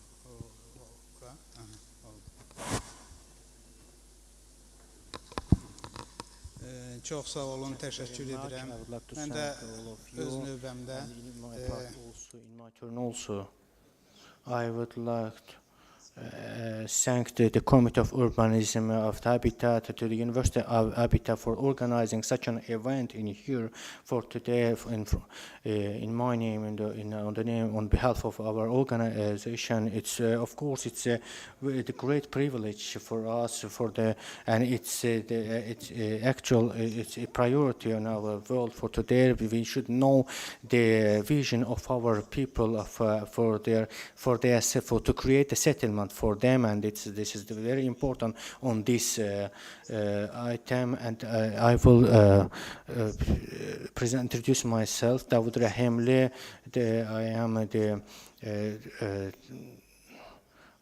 I will have further presentations. I will use my other statistics to know what is our strategy. The population of Azerbaijan is also 10% of more than 10% of in Azerbaijan are the person with physical disabilities, and today our subject for today touches also for the settlement, for the human settlement, for the life quality of the people, and that's why I think that we should take into consideration that the fact that there is a diversification among the people. We have the people with disabilities, for example, and if we create, for example, smart cities or other type of cities, urbanism, the principles of urbanism, the projects for and the components should be based on the disabilities also, as in the previous presentation we talked about the refugees, displaced people. These kind of people also should be taken into consideration, because if we don't take them into consideration, it means that these settlements or these smart cities will not and their smartness, they will lose their smartness, if you can say this way. It means that if this city exists, it should exist for all category of people, and that's why we should take in consideration all the components, just to do not have the lack, because as you know, if we don't put cell on our plate, it means that it will not be delicious. That's why in this example I would say that for the further urban planifications, and also for the further recovery planification, we should take all of this into consideration. As an Azerbaijani, as a citizen, I would like to demonstrate that our main victory was that we reestablished our dignity, territorial integrity of our country, and in all these activities, I think that we should take all these facts into consideration. After the conflict, after the war, I had a case to visit these liberated territories, because it was a suffer for me to be in the cities. But yesterday we were together in Ağdam. We participated in one big building. For example, we went to visit one building, but I wasn't able to enter to this building. Beforehand, I was a programmist. I worked as an architect also. I saw all the construction works that are being done there, all the infrastructure that is being done there, and it's something very impressive for us, because during this short time, all these works were possible to take place. And for example, we were in Shusha. I participated in the conference in Shusha. I was only able to pass my time in the hotel, in the Garabah hotel, because in the first floor of the hotel, because I wasn't able to take the lift, to take the ascensor. We were the host there. For example, we were visiting different places of the city, different places of the, but I wasn't able to visit them. That's why I understand what can be the difficulty, the complexity, and if we think about reconstruction, I'm happy to see that the city is under the construction. I understand. We understand very well. We said we don't have any request about visiting, seeing this city, but as a citizen, we will see this place. But for the moment, we should understand the situation that that we have today, and otherwise we should think that, as I understand, till afternoon we had different speakers, for example, Mr. Anar and other speakers who took the floor. And we passed our wish to them also. We told them that we understand the difficulty of the jobs, but in the jobs and the works, the activities that are taking place, you should take into consideration all these facts. For example, today I am older person. Others also will has to go there, and we are living in this component, and that's why all these proposals, all those recommendations that we have given should be taken in place in a possible way.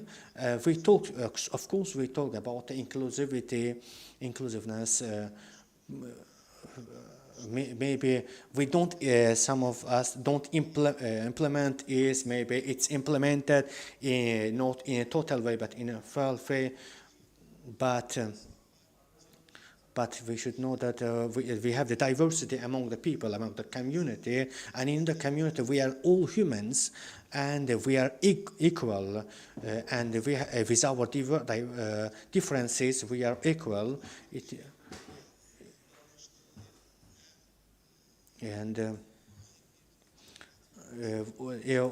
How to say, all the different people can come together, and this schema we can see during during a long time we were facing the degradation, as you see on the photo, because it was our conception, our vision, and after we were isolated, and for example, people with physical disabilities were living in the places that were created only for them. After we created the form of integration, all these people were integrated into the community. And today we start to talk about the inclusivity, because we want a community where we have the inclusiveness, and to make all these works, all the urbanism, smart city, and all other planifications are the forms makes us understand the fact that for all of this we need the inclusivity is a very component, and that's why we need the regularity. We need the laws for this, and after what, in all of this, we can compare these two photos. For example, we need to take into consideration the design, universal design principles during the planification, reconstruction works, and it means that we need to create the possibilities for all people, for all community, and without all of this, we can say that people will not be able to use it, and it will be complex for them to use all this. Another the main issue in the community is that, I'm sure for that, but another main issue in the community is the fact that either with these regularities, with regulatories, with their laws, people should understand how they accept the disability, how for example, they could understand that I am a person with a disability, but I am not a person with illness. That's why they will also recommend to create all these possibilities. Today we talked about the sustainable cities, the creation of sustainable communities. I'm sure that we will have a regulatory basis. As I have already told about universal design, I need to talk about the fact that universal design takes into consideration of the creation of all of the possibilities for all people. Now, for the delay, you can see the examples of the works that we have already done in the different places of the Republic. For example, Laçan, and Lankaran,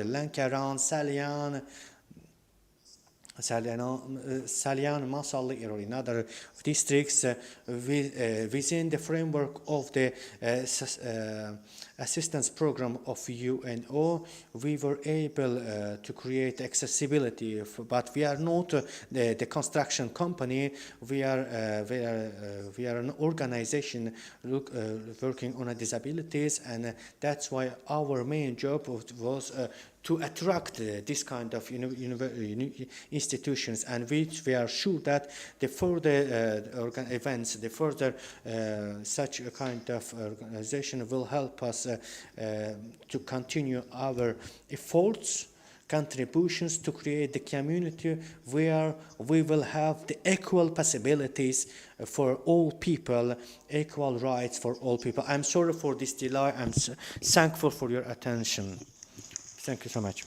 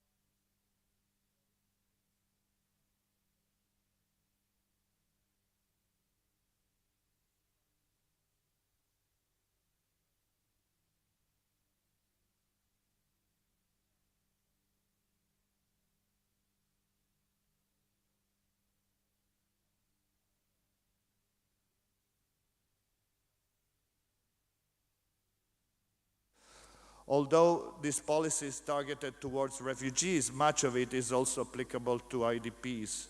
As you know, refugees are persons who escaped from persecution, war, or invasion, crossed an international border, and are unable to return to their country of origin because of these reasons.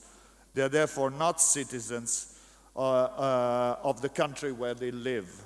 On the other hand, by definition, IDPs are citizens of the country where they find themselves, although they might have also fled because of war or invasion, like refugees. Here in Azerbaijan, the number of refugees who fled conflict or persecution, and I mean the refugees from foreign countries, is relatively modest. 1,800 individuals, out of whom 60% are from a vulnerable minority from Afghanistan. It is not surprising that approximately 98% of these refugees live in urban areas around Baku and Sumgait. However, considering that Baku and Sumgait have a combined population of over 3 million, they have a limited impact on the urban economy or society. They are commendably protected from expulsion. They progressively accessed rights to education, legal employment, and health services, but they still lack a legal status, and which prevents them from carrying out some simple tasks like opening a bank account or getting a SIM card or a driving license. This, unfortunately, is also the same situation for the approximately 4,200 Ukrainians who arrived in Azerbaijan after the 24th of February. And their situation is, to some extent, even more precarious because they're here with a tourist visa and they don't have access to legal employment and social services. Regarding the hundreds of thousands of IDPs in Azerbaijan after the end of the first Karabakh conflict, the first Karabakh conflict, by the way, I was here in Azerbaijan from 1995 to 1997 with UNHCR, so I remember very, very well the situation.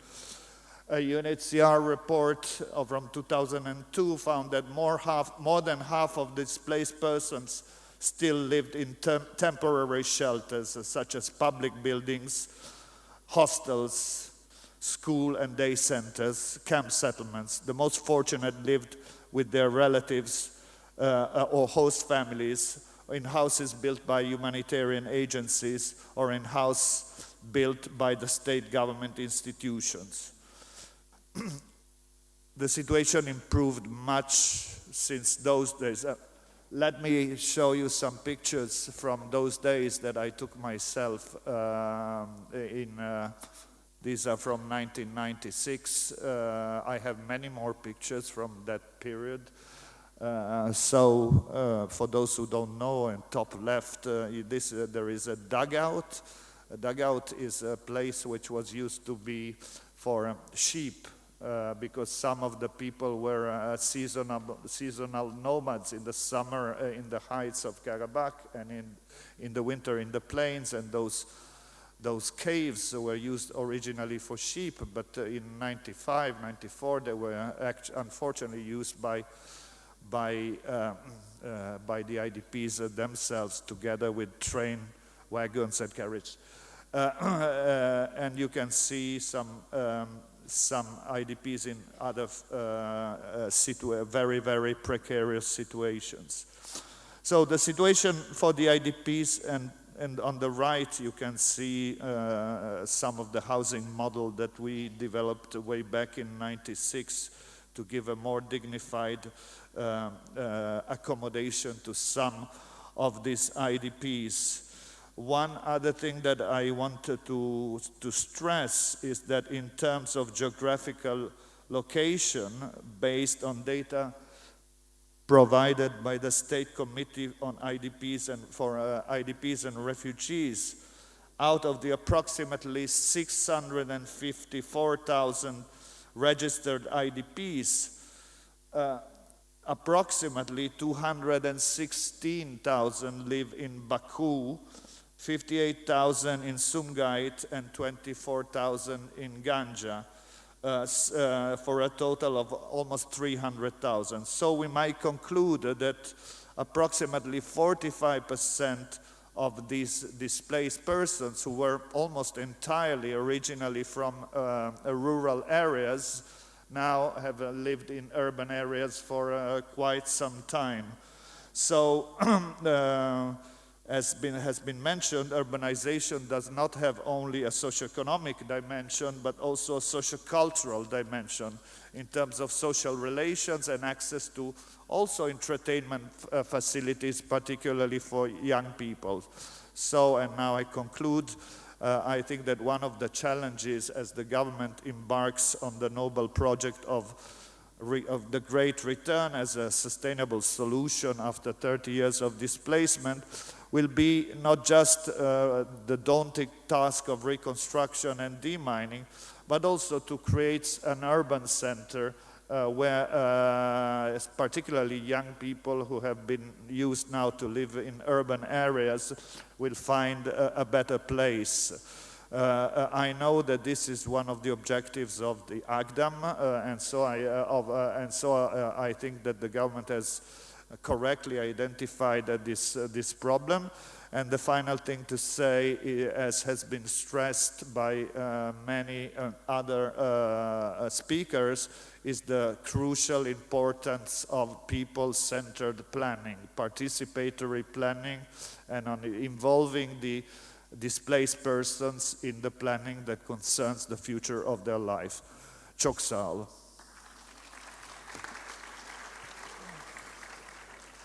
Well, thank you very much, Mr. Ambroso. So the last but not least, I would just want to ask Ms. Leyla Hasanova, who is education specialist from UNICEF Azerbaijan, addressing inclusion of children and adolescents with disability through education and skills. Çox sağ olun, Anar müəllim. İcazə versəniz, baxmayaraq ki, mən bugün beynəlxalq təşkilatı təmsil edirəm, mən Azərbaycanca danışacağam. Bugün I will be speaking in English. First of all, on behalf of the universe, I would like to greet. It's my pleasure to greet all of you on today's discussions. And today, I would like to talk about. Today, I would like to talk about the child and with disabilities, because the inclusive education should be done for all children, either they are disabled, and to create the fairless, the fair community. When I was preparing my presentation, I was thinking about the inclusive education, and I was trying to find what is the adaptability with this event and between this event and the inclusive education. As you know, the inclusive education is one of the number 4 among the sustainable development goals. And when we talk about the inclusion, first of all, we talk about the rights, and to provide with this right, today we have the world, which are building, which will be changing tomorrow, and the rights of child should be our priority in all of this. In 2009, the Republic of Azerbaijan ratified the right of convention for child with disabilities, and inclusive education is considered one of the priorities for the student educations for child. And the last years we organize different state programs, and in these programs talks about the protection of education right of students, to take apart all the limits for the education. If we talk about the official statistics in Azerbaijan, we have 52,400 child with disability which which get the allocation from the state. It means that it is 1.9% of the population, and if we compare it, it's not a big number, but when the UNICEF, regarding the reports of international reports of UNICEF, 1 out of 10 child have the disabilities, and the inclusive education is a very recent notion for Azerbaijan. And we have pilot projects for the inclusive education in Azerbaijan, and I can say that this is the project which is not going on with a great speed, but during these 5 years we have already constructed 22 schools with inclusive education, and more than 200 children are enrolled in these inclusive schools.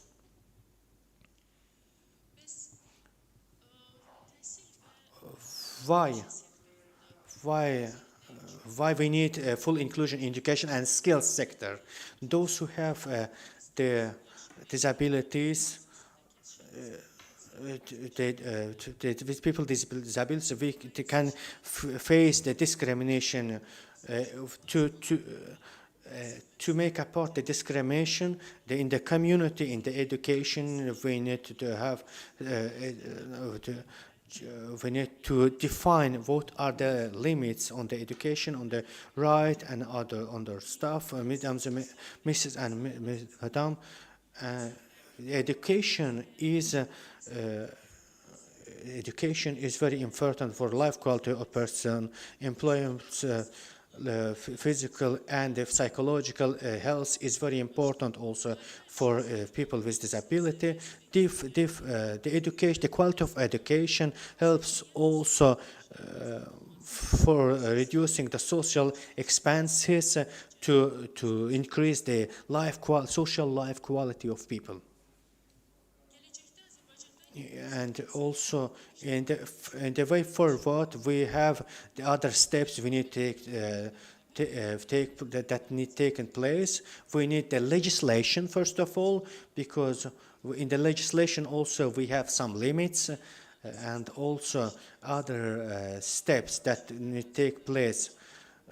Teachers need to get trained, and we need to create curriculum, and the flexible financing and governance also is needed.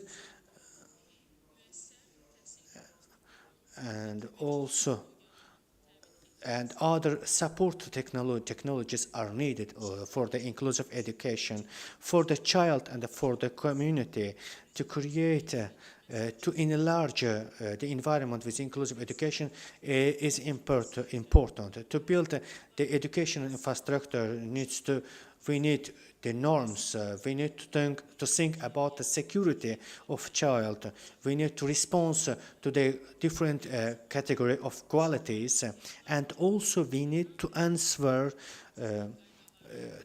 we need to have the design rules to facilitate the usage of these buildings by the child, and we need to create the recommendations on this effort, and we need to take in consideration the assessments to create best quality lifestyle for child, and to reduce negative effects. And I would like to reiterate this occasion also to talk about the mine security.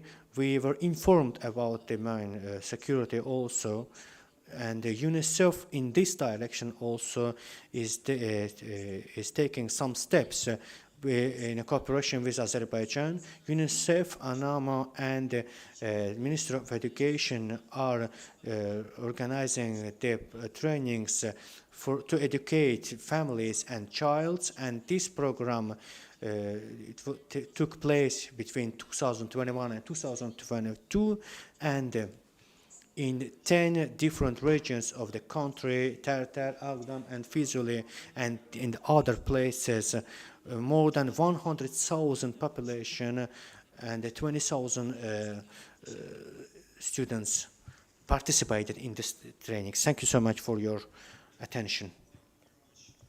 Appreciate for that.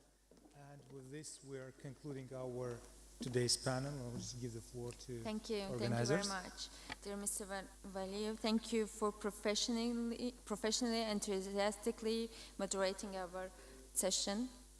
Dear speakers, thank you very much indeed for speaking today. We are very grateful for the time and effort you took to share your thoughts and your experience with all of us. Thank you very much. Dear guests, now we are leaving for a short coffee break, and we'll see you back in 15 minutes. Thank you. Değerli qonaqlar, biz indi 15 dəqiqəlik çay fasiləsinə ayrılırıq. Çox sağ olun.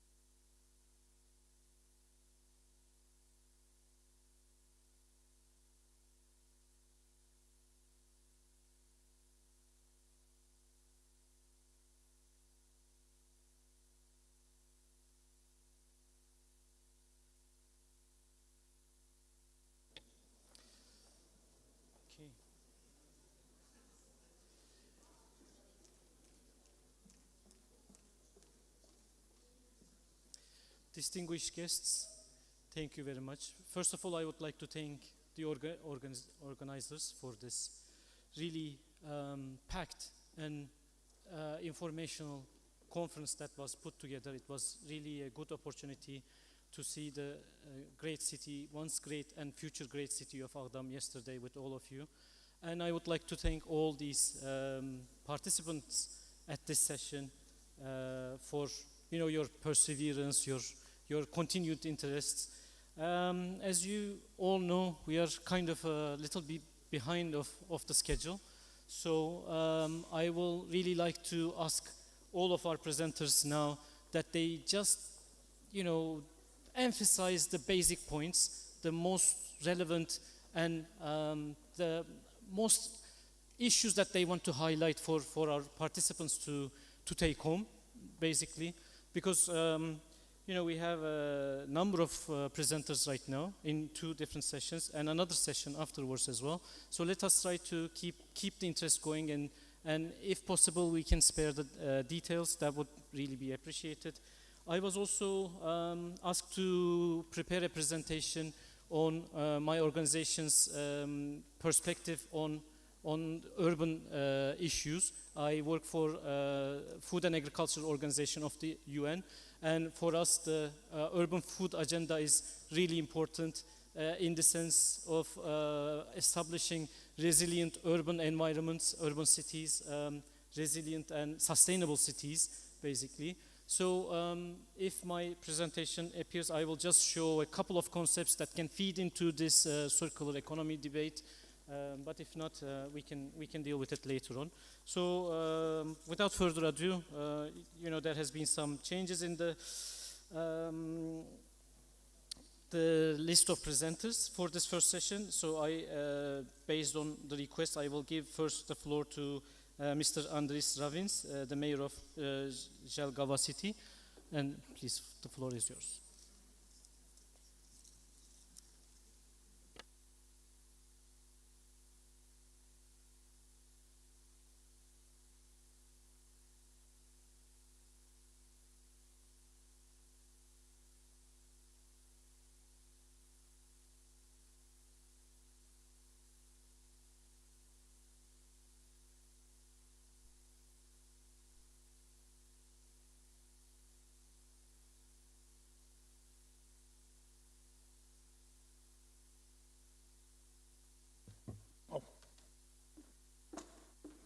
Thank you, Mr. Chairman. With colleagues, I am from Latvia, and I say big thanks to organization, to Azerbaijan, to President with possibility will now be here, see Karabakh. And my city, last center, 44 years destroy Soviet and Germany armies, destroy, and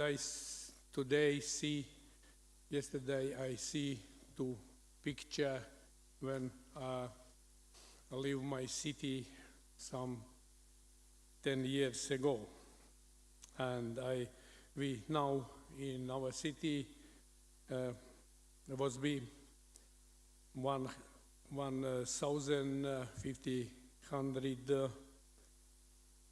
Ukraine refugees, and we understand and we go and walk together. Jelgava is 4th largest city in Latvia. Jelgava is located very close to Riga, our capital, which is good and bad at some time. Jelgava is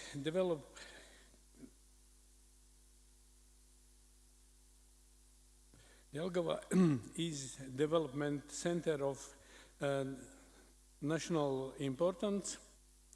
The special rule of Jelgava is education, culture, health, sports, sciences, and innovation center as a driving force for the development of the region and Latvia. Jelgava is the sixth best in Europe in terms of attracting, I am sorry about my English, attracting foreign investments in 22-23 in a group of cities up to 100,000 inhabitants for the development of the region and Latvia according by Financial Times magazine. Jelgava is an industrial city with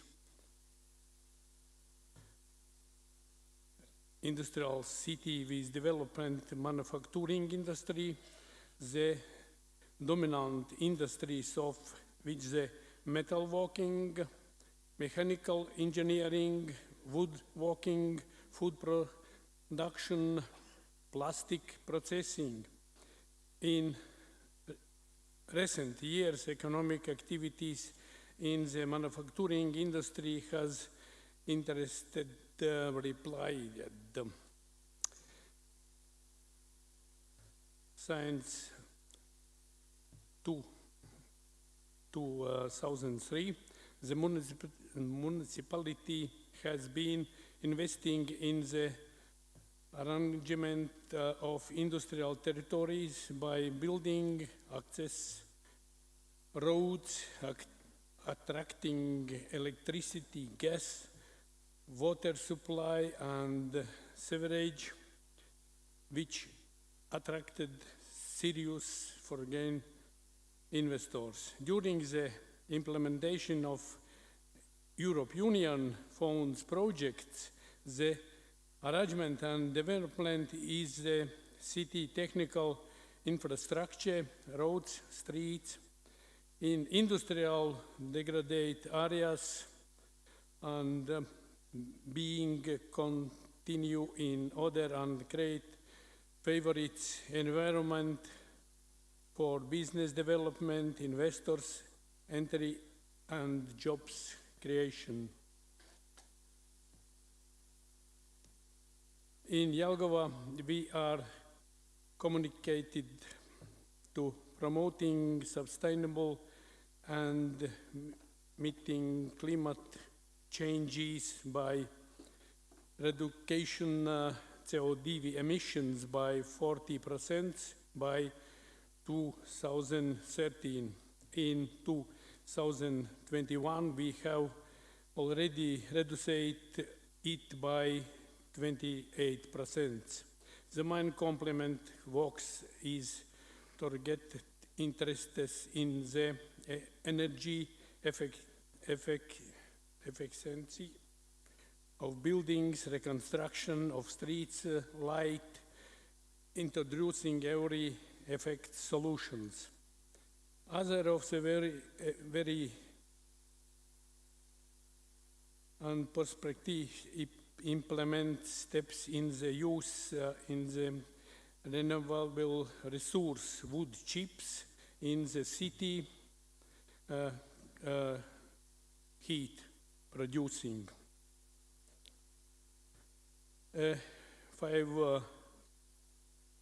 5,000 cubic meters large heat accumulation tank, the accumulated the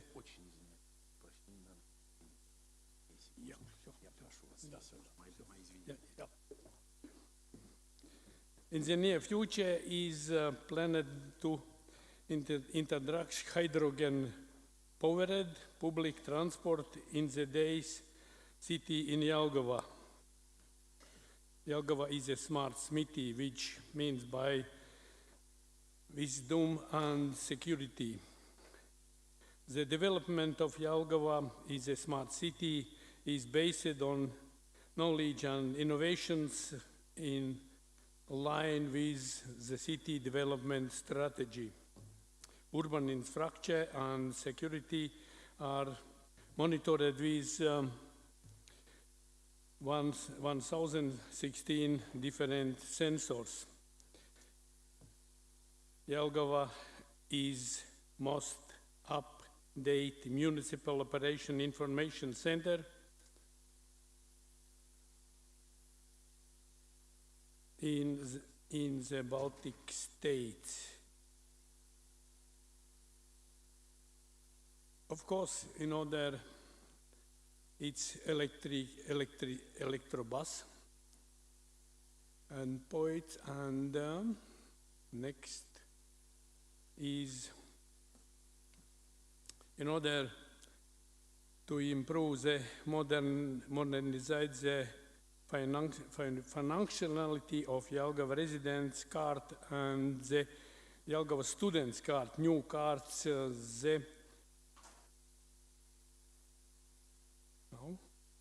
oh, yes, it's, next, please. Yes, it's Jelgava students card, new cards are beginning industry in the city, which will make it possibilities to more effectively recept the various benefits of service for Jelgava residents. It's important the new cards can also use the means of payment, and they will simulate works at MasterCard payments card. Thank you, and I am sorry about my English, and once more, big thanks to organizers which will be here. Our delegation says big thanks. Thank you, Mr. Ravins, and sorry about the time pressures. Hopefully we will have some time later on to discuss the issues as well. Now I give the floor to Mr. Dr. Christian Mohan, who is the co-founder of United Cities organization from Norway.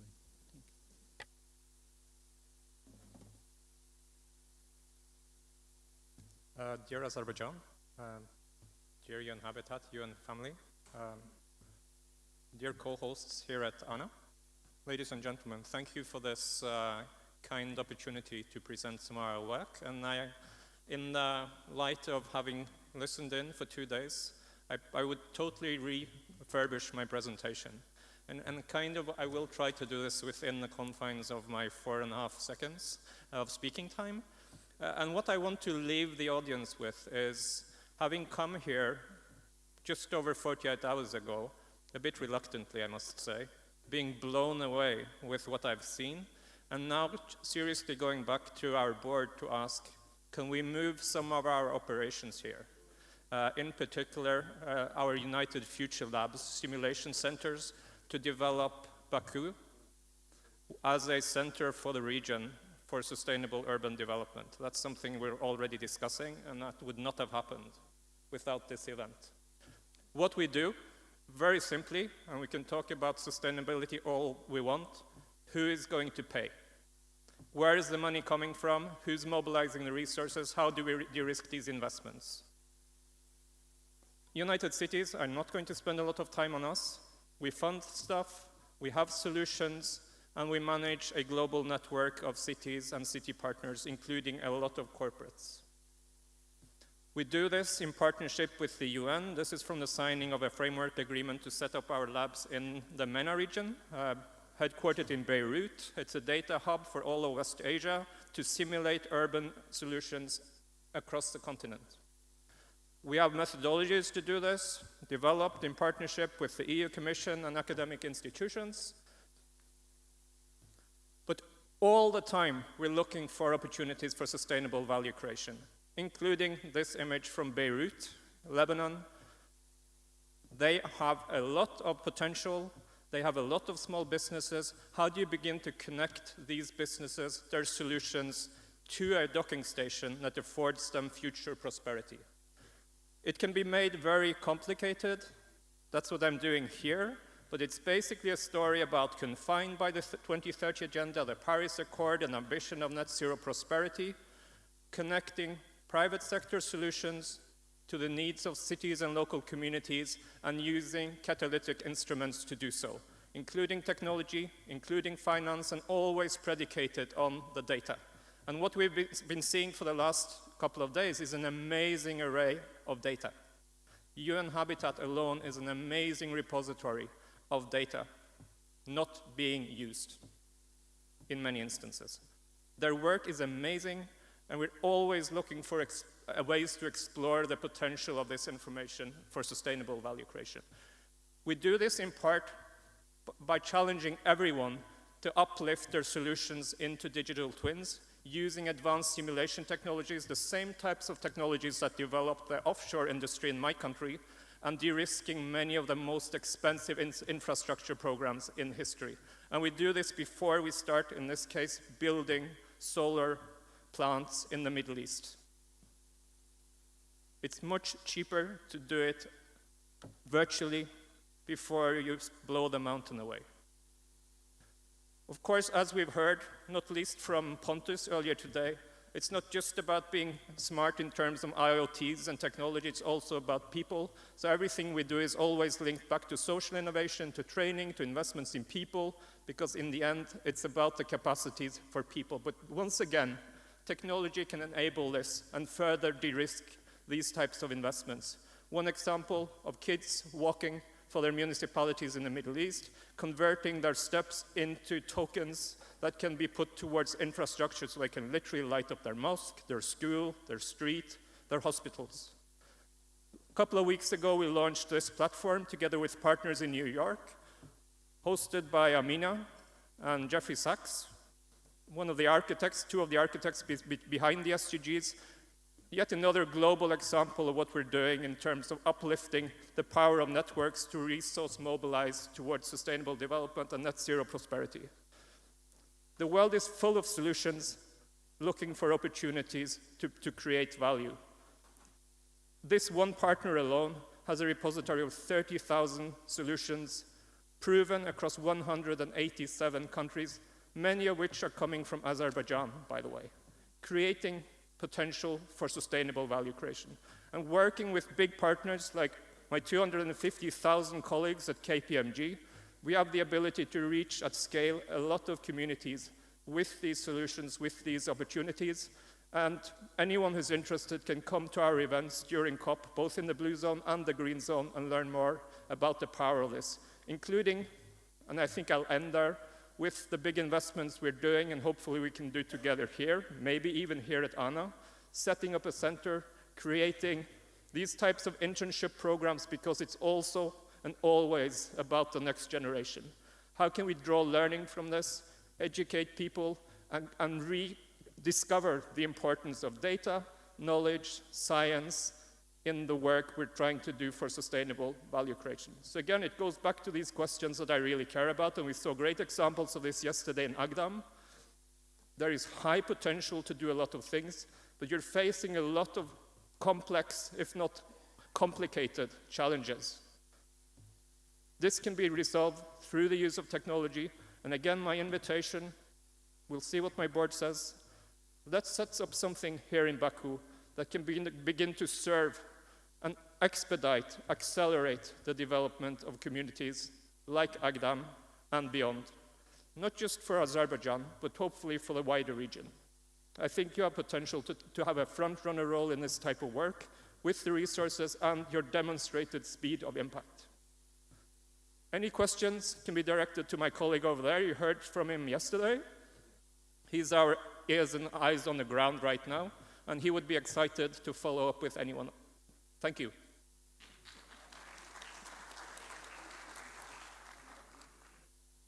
Thank you very much, Dr. Moen. Okay. So as I mentioned, I would like to just highlight some concepts for future discussion by the panelists for this circular economy and the food crisis that we are facing, really. As you know, the 3 C's were mentioned yesterday of COVID, conflict, and climate change. These are all disruptors to the food networks, and it is exacerbating a food crisis throughout the world. We are falling further away from reaching SDG 2 on eliminating hunger, and this needs to be factored in all plans for achieving sustainable and resilient cities. We have several concepts to highlight for this approach, and FAO is always available for further discussion of these if you're interested. But it's important to highlight, to strengthen the local networks of the cities and local sourcing of the foods, which will also support job creation, community building, resilience, and such approaches. There's also urban and semi-urban agriculture activities that were mentioned by several presenters throughout the days. And you know, it creates a lot of opportunities for healthy life, healthy cities, biodiversity restoration of land, etc., and also regeneration of abundant lands around city areas. There are considerations about agroecology, but the main point I would like to point out is the recycling of residues, which is also related to the food waste, which is a really important urban issue, but also a great resource for further agricultural productivity increases. Hopefully, you know, these presentations will be shared with you, and if you're interested, please come find me afterwards as well. I can point out to further issues, but my colleagues can mention some of the issues about the circular economy and how we can benefit from resources that are available within our existing food systems to eliminate hunger and prevent further depletion of the natural resources. Sorry for my intermission, and now I would like to give the floor to Dr. Goshtahab Mozaffari from Urban Economy Forum. Thank you. Thank you very much. Hürmetli Cenab Tedbir Sedri, hanımlar ve Chairman, ladies and gentlemen, it's a great pleasure for me after 23 years, during 23 years I have worked for the city development. I'm happy to be able to visit the city of Baku. I am very thankful for this invitation. I am Iran Azerbaijani. I am Azerbaijani from Iran. I would like to thank you.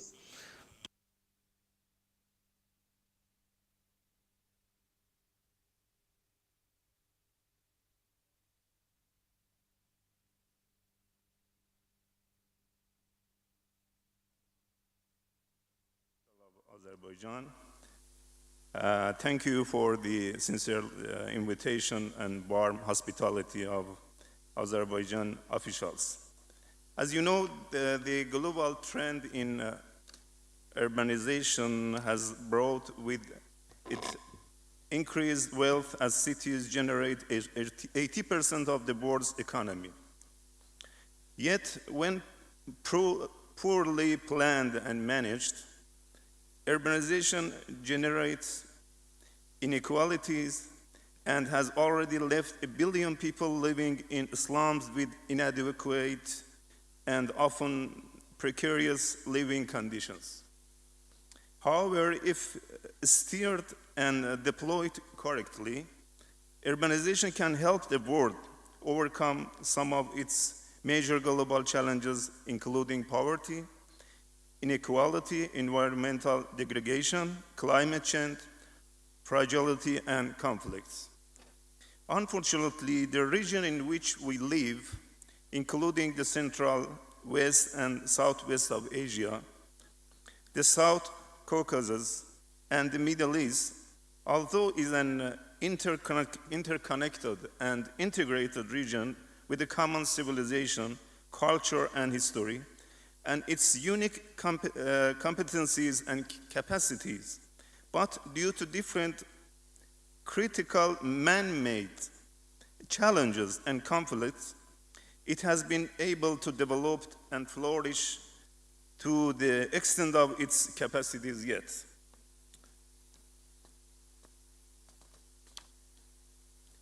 The ever-increasing population and rapid growth of urbanization in our region brings both opportunities and threats, benefits and problems to the region's nation-states.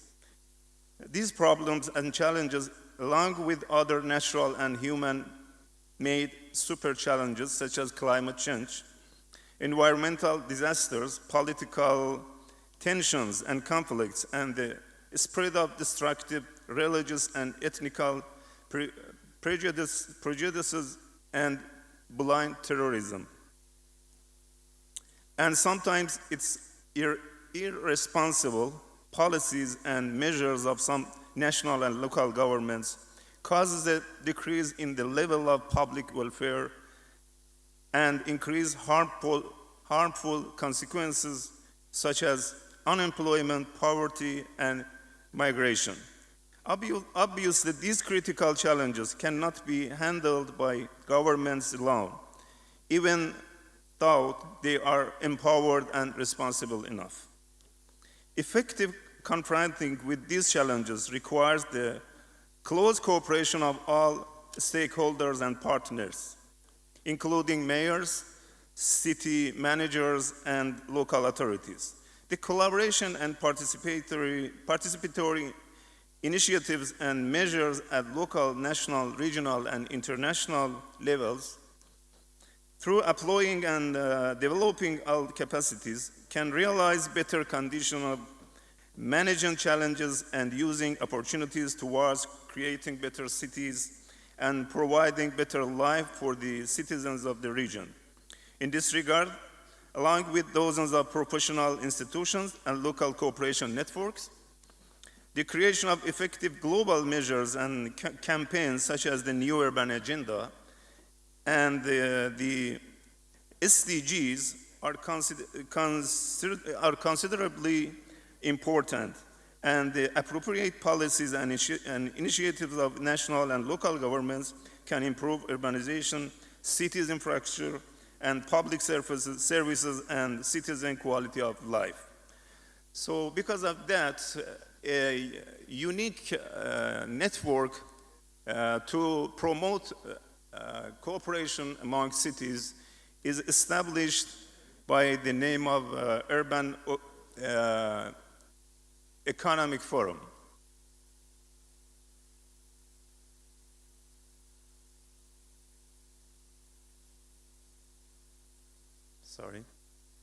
Urban Economic Forum. Urban Economic Forum, or UEF, is an international organization that engages with the United Nations system, city leaders, and the private sector. It is a technical non-profit organization with its primary focus on urban economy and promoting its activities initially at the Canadian level, followed by expansion at the global level. So this forum established a pavilion, an urban pavilion in the city of Toronto in Canada.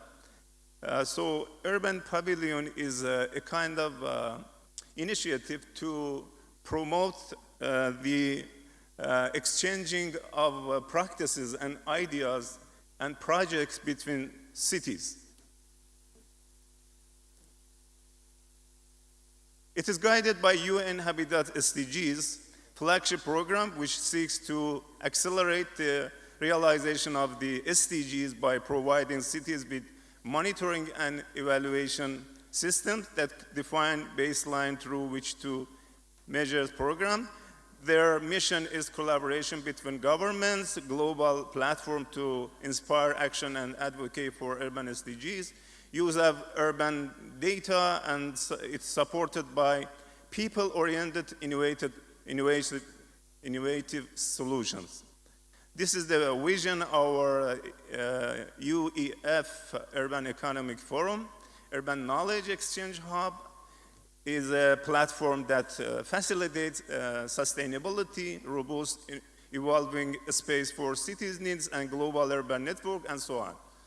So these goals that the UEF promote in Urban Pavilion in Regent Park of Toronto. This is a photo of inauguration of this park by the support of UN Habitat and many institutions from the government of Canada and also public sector and private sector, banks, and so other institutional, other financial institutions. So, Yeah, thank you very much. My presentation is available in the maybe in the site of the event, and I would like to ask you and invite you to refer to my profile and enjoy it. Thank you very much and wish you a very good. Thank you. Thank you, Dr. Muzaffari. Our next speaker is our colleague from UN Habitat, Ms. Vandia Ruyunga. The floor is yours. Thank you. Happy to be here. Good afternoon, distinguished guests, ladies and gentlemen. So I'm from UN Habitat, the Data and Analytics Unit. So the presentation today is on really monitoring. So building circular cities and economies through data-informed decision-making. So I will try and go through this quickly. So the 5 major points are introducing to you the degree of urbanization, what that is as a tool. Secondly, to look at it more in depth into SDG 11, monitoring and its linkages to other SDGs. Thirdly, we want to look at how could we monitor the circular economy and its link to the urban monitoring framework. And then we're going to look at reporting to establish baselines and progress, and we're going to look at observatories. Okay, so how is urban defined? Just the previous presentations talked about circular economy. It was more on green energy development strategy, green energy zones, utilizing of clean energy. So we hear a lot of these good messages about green energy. So cities demand 2/3 of the global energy, produce 80% of greenhouse gases, and 50% of global waste. It's very key that we know how to adequately measure what's urban, and how we measure urban and monitor urban really determines the results that we get from the methodology that is used. So we want to look at, what's interesting is looking at rapid growth, the shape of urban development, and its linkages, urban and rural. So as you know, urbanization is a phenomenon that impacts, we're looking at sustainable urban development, we're looking at the society, economy, environment, and the culture. So how urban is defined determines urban SDG results. So initially what we want to do is use the de Gruyter method, which is the degree of an urbanization method. We want to overlay a grid, 1 kilometer square, on the entire planet, I should say, on Earth, right? So if we overlay this grid on Azerbaijan, we are able to concretely look in and have a visible idea of what space looks like. So we're looking at people densities, and we have a better understanding of the population, how people are moving, the commuter zones, and the urban functionality of that area. This is really important for monitoring, and it's a very useful and powerful tool that really looks at the nitty-gritty of a city, which is very important. As you know, all cities already have the administrative boundaries. But the trouble with that is we're looking at urban-rural as a dichotomy and not an urban-rural continuum, which is really, because we don't just stop at the boundary. People still live and commute between different areas. So it's really, this measurement tool is that, it's very important in that regard. So overall globally, there's a lot of variations in defining urban. And so for global comparisons, national comparisons, when we're putting all these numbers and figures together, it's like sometimes it's comparing apples and oranges. So this is where this tool, de Gruyter, comes into use. It has been adopted largely within the European countries. It's quickly being adopted throughout the globe. And I believe we've been having talks with Azerbaijan of how we can implement this within your statistical systems so that we can see how we can generate this data and use this harmonized definition as an advantage to monitoring. So the overview, I'm not going to go too much into it, but the objectives are we want to build capacity and support national governments monitor the SDGs, especially SDG 11, because we have a lot of spatial indicators. So this tool is very useful in that regard to monitor these spatial indicators. So another key area I want to talk to you about is SDG 11. So that's the entry point for monitoring with UN Habitat is SDG 11. SDG is interlinked to other SDGs. In fact, a third of the SDGs have an urban component. So this is a very strong argument is that if we do better in the targets within SDG 11, we also subsequent to that do better within the other SDGs. So really the focus in monitoring is not just output indicators. We're not just counting the number of hospitals, the number of primary schools.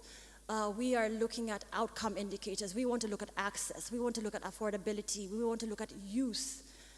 So that's the point of that slide.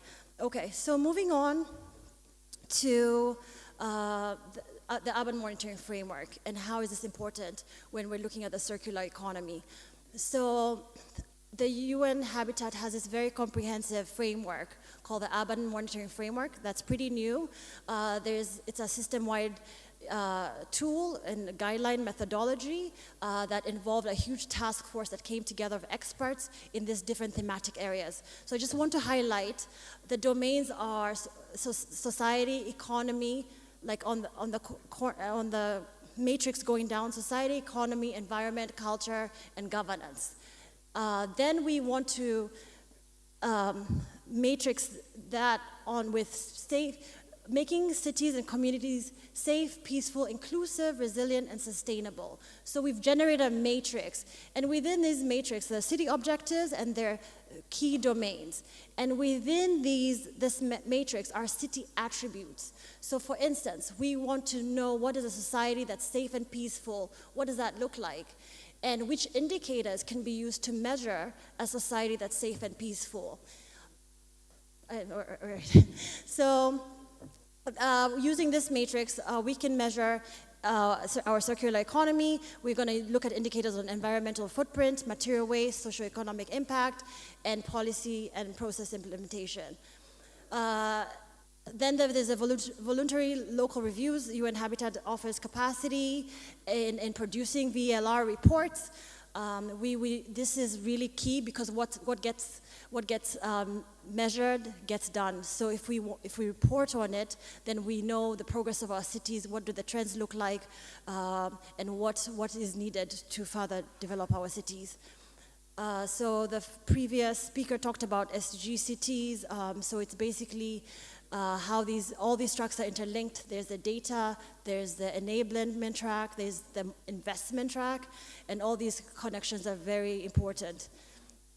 Then finally, urban observatories, these future cities and urban recovery strategies. There's a global reporting, national and local. So these are, this is an establishment and an institution that has everything. It has the planning, management, and governance. So we're looking at data infrastructure, we're looking at systems, we're looking at methodologies and tools, we're looking at stakeholders, specifically cross-sectoral action planning. How do all these stakeholders within all these ministries, within the NGOs, within the private sector, how do they all come together in their experts, because they're experts to understand the dynamics of the city so that it can function. It's people-centric, and all the stakeholders are involved, and there's local ownership. Yeah. So okay, if you want more information, I'd be happy to talk to you more on localizing the SDGs, and the tools and the methodologies are available and are applicable to Azerbaijan. Thank you. Thank you very much, Mr. Miller. Our final speaker for this speaking slot is Ms. Tea Melikadze from European Bank for Reconstruction and Development in Georgia. The floor is yours. I note I'm the last and we're running out of time, so I'll try to be brief. Salamlar, ladies and gentlemen. My name is Tea Melikadze. I'm IBRD's Associate Director working on preparation and implementation of infrastructure projects in the Caucasus. In parallel, I'm leading EBRD Green Cities, the program which is operational across all of the countries of operation of the bank, and I have pleasure to present it briefly today. So it's not a surprise to anyone that 60% of the world's population lives in urban areas, and this is projected to increase in the coming decades. And as has been mentioned a number of times today at the presentations, the cities are a major driver, basically, of the impact which we are having from the climate change. So EBRD has launched its program, the Green Cities, in 2016. The idea was basically to support cities in the introduction of activities that would link planning to actual physical investments afterwards. The program has 4 components: delivery of strategy through the Green City Action Plan, which we call GCAPs, undertaking the investments, so financial support. We are providing also capacity building and technical assistance, and also providing access to green finance to the interested individuals and the cities. So since its development, the impact has been significant.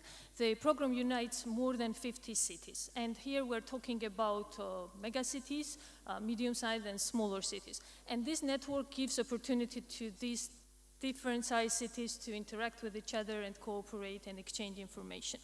And the impact of the projects, which we undertook as part of the program, we wanted to show in a simple way. So CO2 savings, which has been achieved through our program, is equivalent to taking off 300,000 cars off the road. So now a few words how the program works and what's it about. Basically, it's quite flexible. All the cities who have a population at least 50,000 and who are eager to develop, who are committed to develop the Green City Action Plan can become part of the program. And for that, we just need to have first so-called trigger investment to start the cooperation. And then we provide all the support to develop the Green City Action Plan with them and to finance the investments afterwards. The program, if you look at the GCAP development, is basically 3 components. A baseline is assessed based on the international benchmarks of environmental indicators. Then actions are developed just to answer a question, what do we want to do with the current situation? And then the third one is implementation. Implementation through financing of the priority investments and policy measures.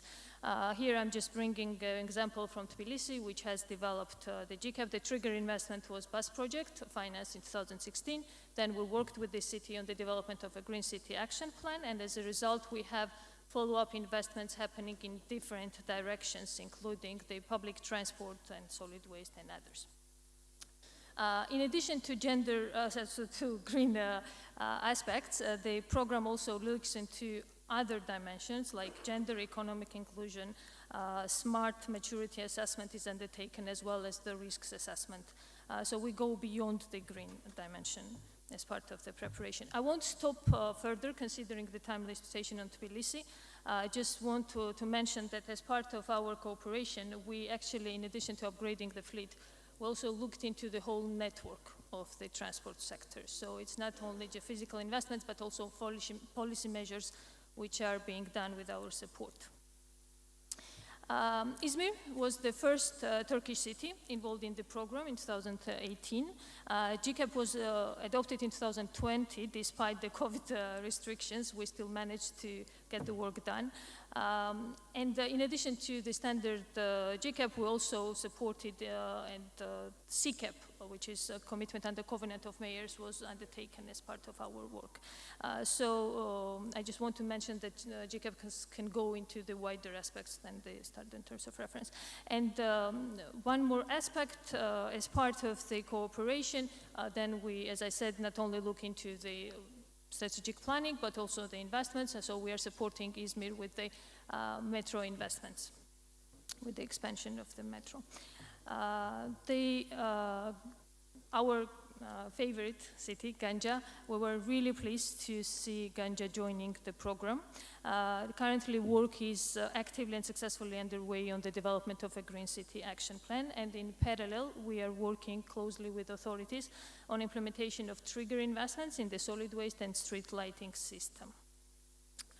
The solid waste project will finance the collection, equipment, vehicles, the operations at the dump sites will be improved. And as I said, the GCAP is being done, and support will be provided in the project implementation as well.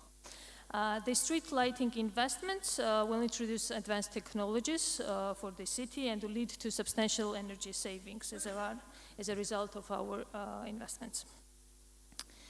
EBRD Green Cities is the website where you can find all published and adopted GCAPs, as well as information about EBRD events within this network.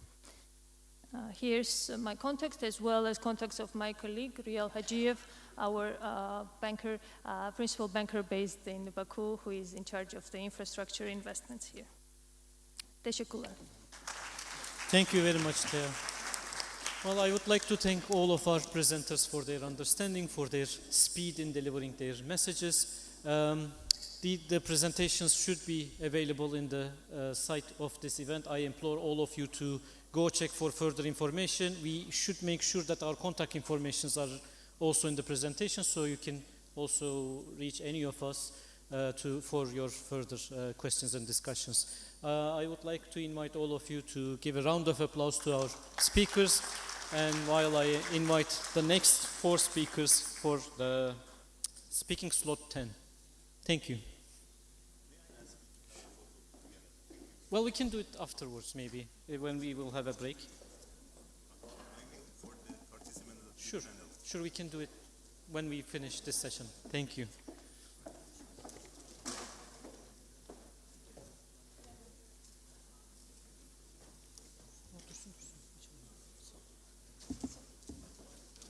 Salam. Başlayalım.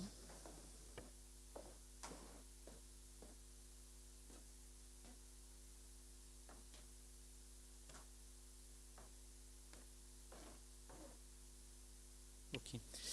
Thank you again. Our first speaker for this slot is Mr. Vasif Eyvazadeh from the Creative Industries Federation of Azerbaijan.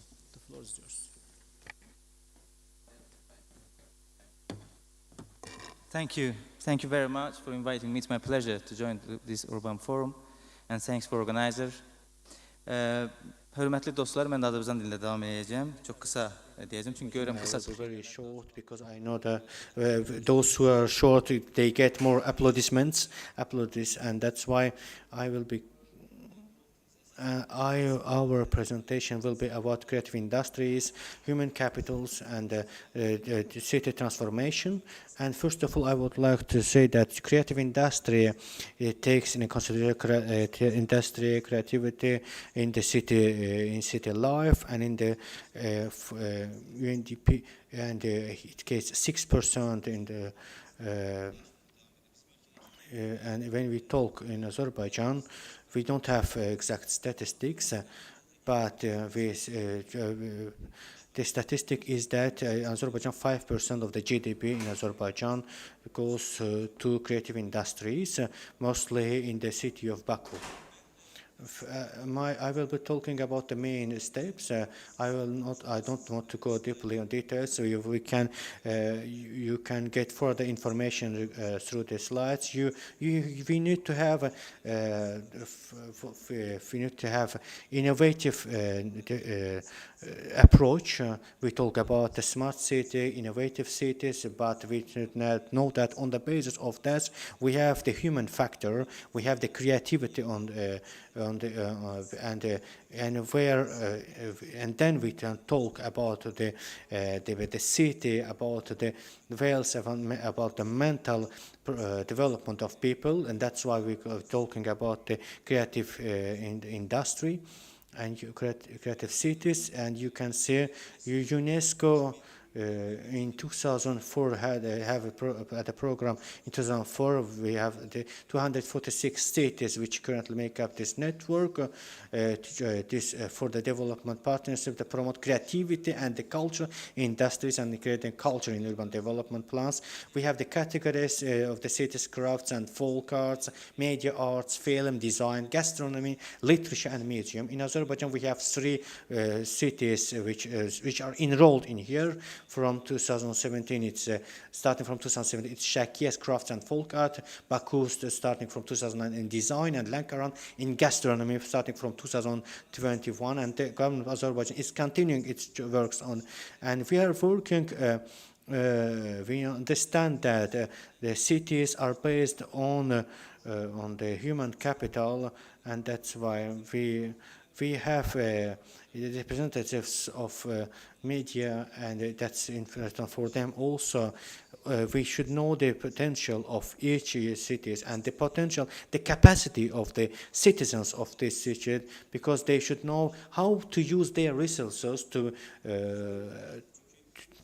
make the city become a brand. As you know, the creative city is a city that has a brand and reflects a personality. And our districts and the cities have their dignity and the identity. Maybe our and the authorities should know what's their identity and take care in it. We can see the different categories for different cities. Regarding the Baku, we had some discussions with Mr. Anar also. In Baku, we have different city centers. We are, for example, in Baku, İçeri şehir is İçeri şehir, and the place boulevard the place where we have the creative clusters. We can create creative clusters that could help and increase creative life of our city. And at the end, I would like to close my discussion to get the applauds. To make creative, to make cities smart, we need to we need the collaborativity. For example, the local authorities, national authorities, in the EONJs, they need to have the platforms to be integrated with each other, to collaborate with each other. We need to know what are the needs, what are the demands of the city, and we need to know what are the capacities of the city. I don't know, maybe the local authorities maybe don't know.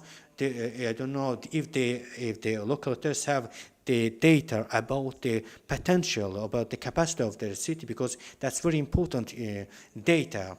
And today in Baku, in Azerbaijan, we don't have a platform which units the cities, for example, which could unit which could be the development platform for the cities. It can be the know-hows. But if there is no this kind of know-how, there is no possibility to exchange with practices. Which ideas. I would like that our organizers organize also a survey to know what we learned from here, to know how, for example, today's participants can use all this information to improve their cities. For example, we could organize a survey on this regard. We would be happy to participate in this survey. I would like to say that the notion of creative city has two notions. Hard infrastructure, for example, when we talk about hard infrastructure, it's roads, parks, the buildings, and soft infrastructure. The second part, it's about the work potential. If either we have dynamic people, the creative people, this kind of synergy could help us to create very smart, very creative cities. Thank you so much for your attention.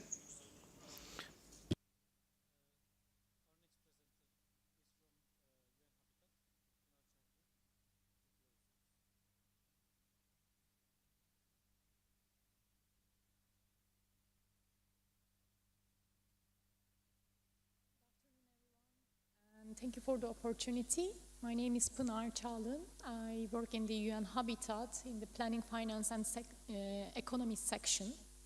And we have a team called ourselves Urban Lab, Urban Planning and Design Lab. So I would like to talk a little bit about our urban planning approach and what we are trying to promote in UN Habitat in terms of urban planning. How do we see the urban planning and the process and the approach?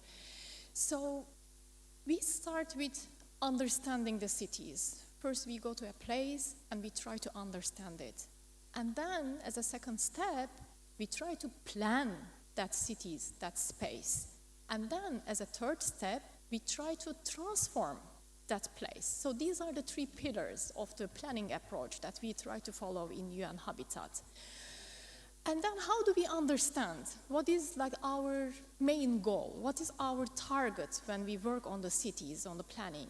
So we define this like the compact city, connected city, inclusive city, vibrant city, and resilient city. These are all like very familiar terminologies, whoever like worked on the planning field. But what do they really mean? What is a compact city? We always talk about compact cities, but how do we understand a city is compact enough? So we try to break it like up to the components, like to understand the compactness of city, what kind of special analysis we need to do. So for example, is it related to the accessibility to the key facilities, or is it about the infrastructure provision and how efficient the infrastructure is provided in a city? Does that define the compactness? Or for example, for the connectedness, yes, the street network and the permeability of the street network, but of course, there is also the public transport. How the public transport works will affect the connectedness of the city. Same with the inclusivity, the universal design, today also we talked about, but also the equitable service provision. So creating like the social mix areas is also related to the inclusiveness of the cities. And the vibrant city, like we always talk about the mixed use. Why? Because we believe that mixed use helps us to create more vibrant environments. And the resiliency, so how do we assess the vulnerability of the cities, but also in case of emergencies, in case of shocks, how the city is responding, that kind of like the shocks. This can be like environmental shocks, but also as we all like to live through the COVID-19 pandemic, so how our cities are responding to that. So after we understand the cities, we go to the defining the issues. What are the main challenges in that city? And then, based on those challenges, we try to identify our responses, some interventions. So we call this process like a very dynamic process. It is not like a regulatory, like the master planning process, but more like the strategic planning. And then we propose a scenario, a future scenario to accommodate the future population and the needs of the cities. So we identify these zones. And in this slide, it is like, I think, very interesting. In almost every city that we go, we see that urban expansion is not necessary. The existing urban footprint, if you use it in a more efficient way, it is enough to accommodate the future needs of the city, to accommodate the future population of the city. It's a matter of identifying how, where, how to do the regeneration, how do you transform those special areas.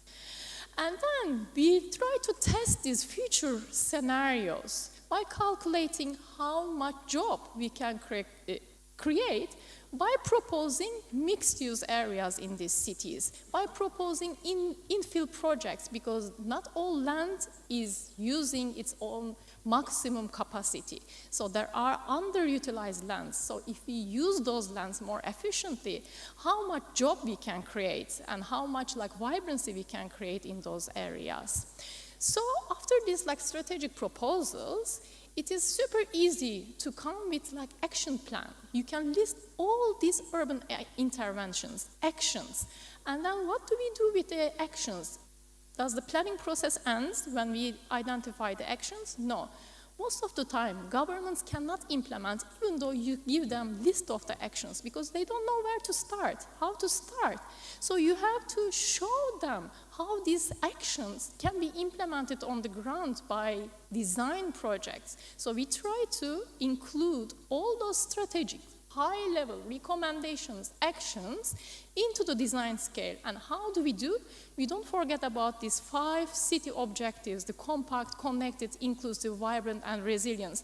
And in every different scale, block level, street level, open space level, or the neighborhood level, we try to identify what kind of design actions we can use to implement those recommendations. And then, does the planning stop here? No, never, because even though you give how it is implementable, again, governments are not able to implement it because they don't know how to budget it, where to start. So there is the capital investment planning starts here. And what we are trying to do, capital investment plans are not completely economic plans, not financial plans, but they need to be aligned with the special recommendations. This is the key point. That's why we call it specially targeted capital investment plans. And then in our team, there is like a very famous phrase that we all use, and my supervisor used, I really like, and I would like to share it with you. If you want to start a fire, put all your sticks in one place. If you put one stick here, one stick there, you can never start a fire. So you can never start the transformation in a city.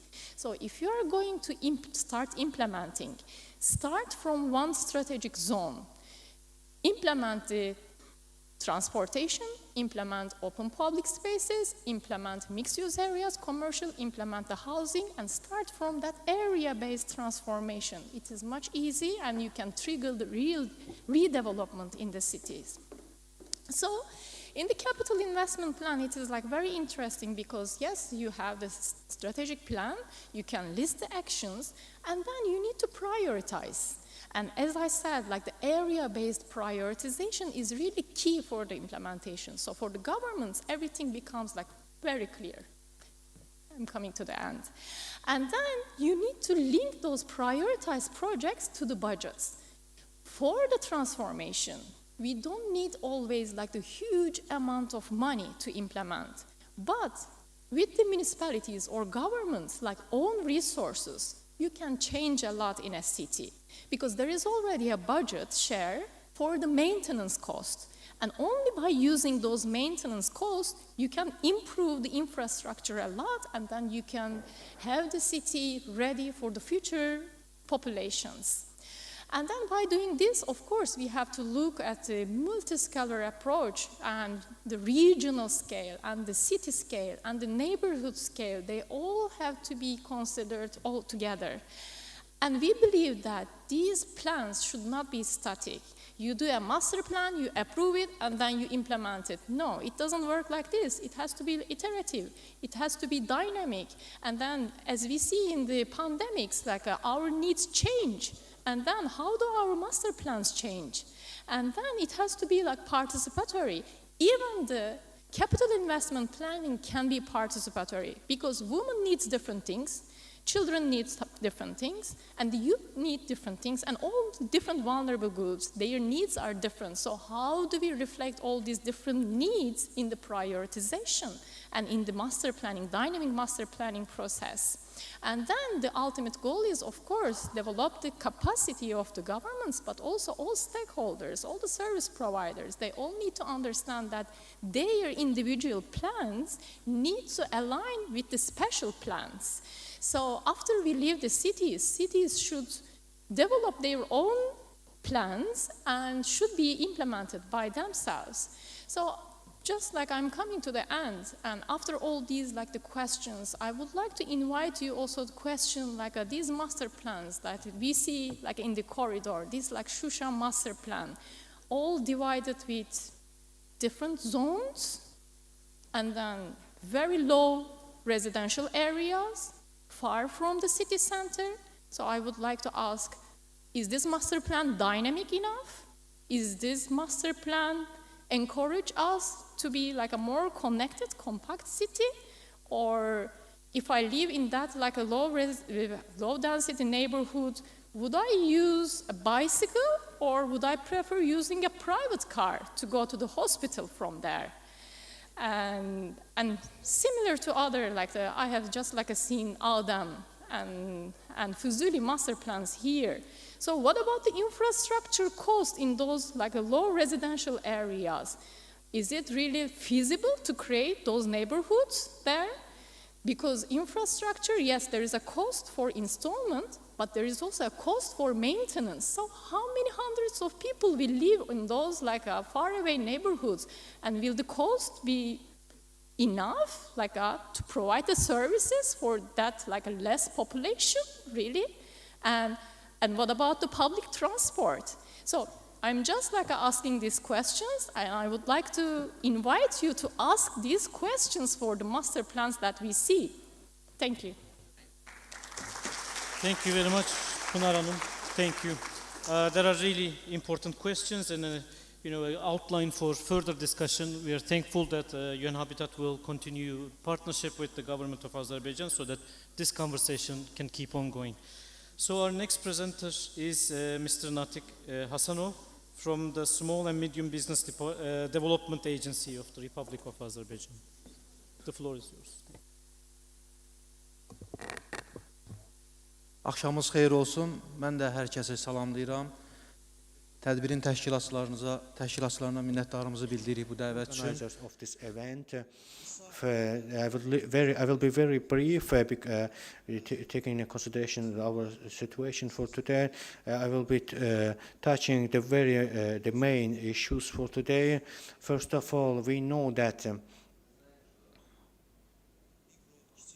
micro and small business institutions are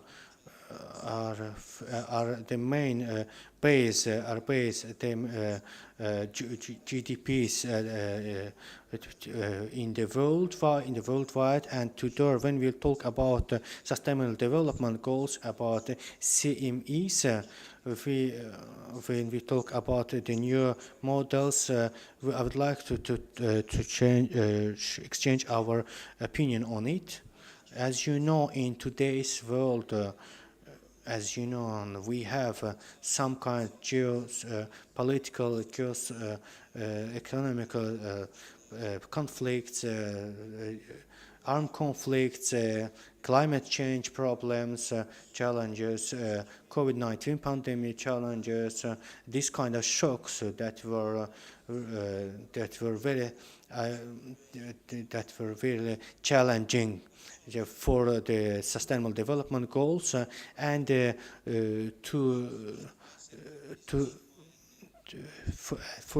front of these challenges, the public and private sectors should work together, and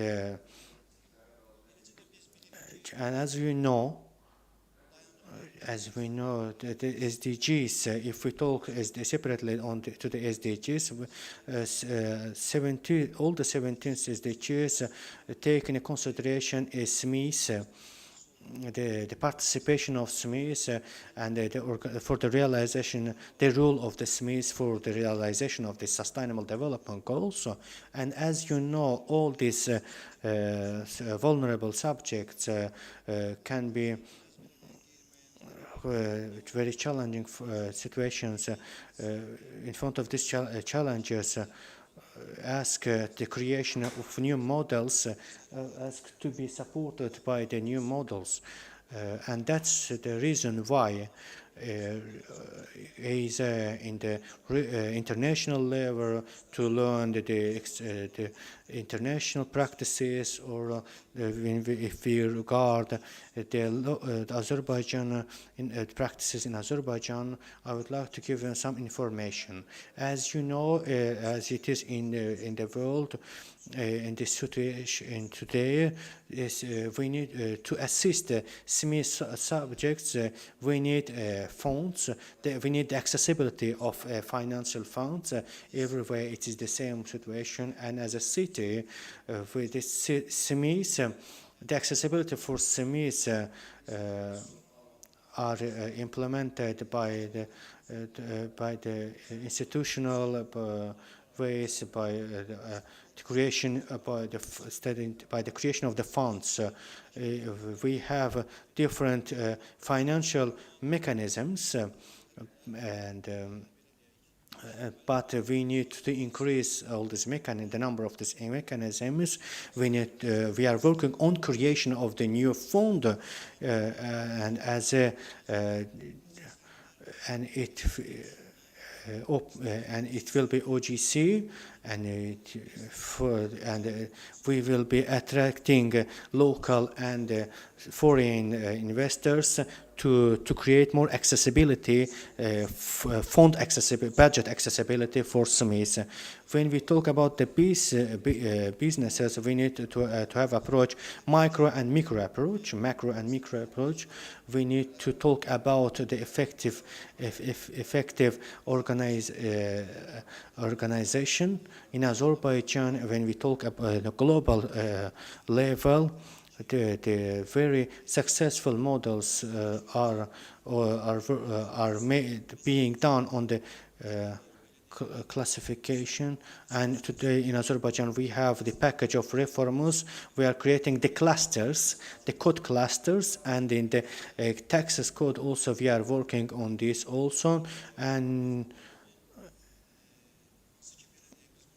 today, for example, we are talking on this topic, we are talking about the SDGs. We need to talk about efficacy, how to the effective management of the resources. This is the new process in Azerbaijan, and we think that this process will be approving itself. And we talk about macro and micro models. I would like to talk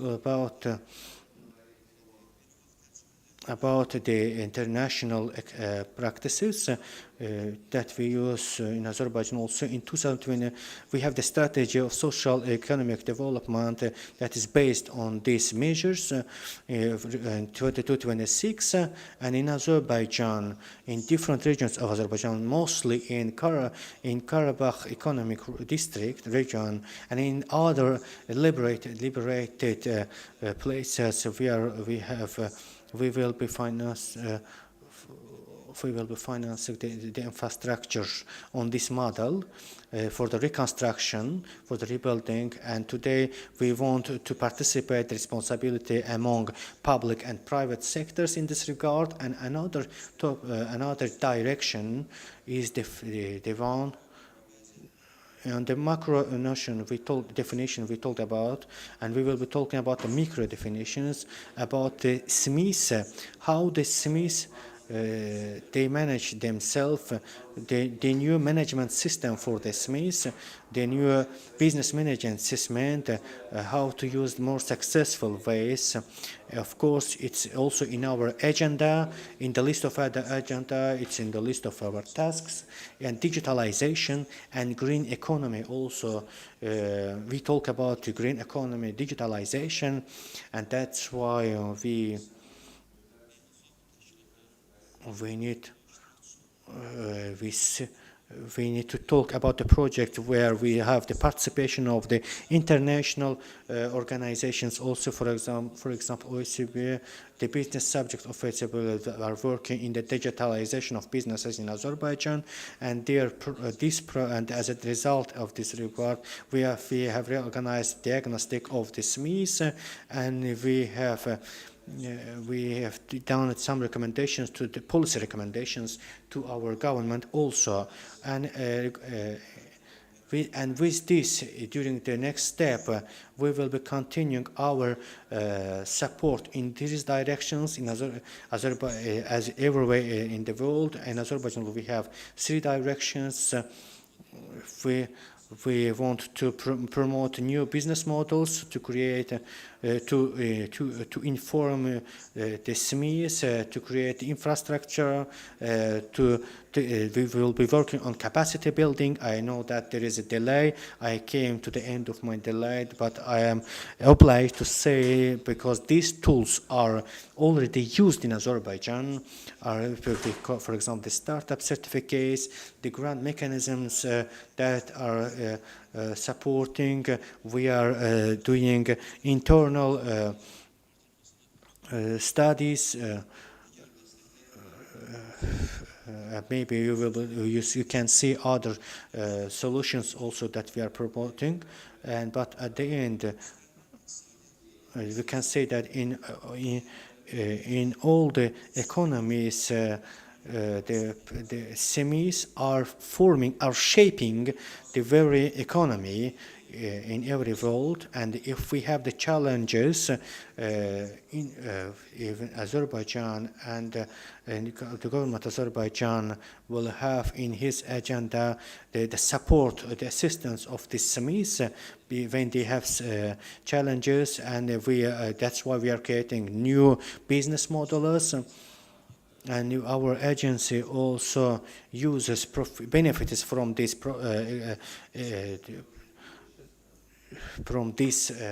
practices and helps me. Thank you so much for your attention. Company. The floor is yours. Thank you very much. Akşamınız xeyir olsun. Good afternoon.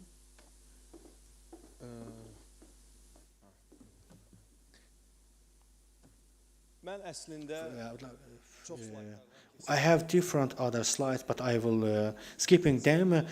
When we talk about the urbanism,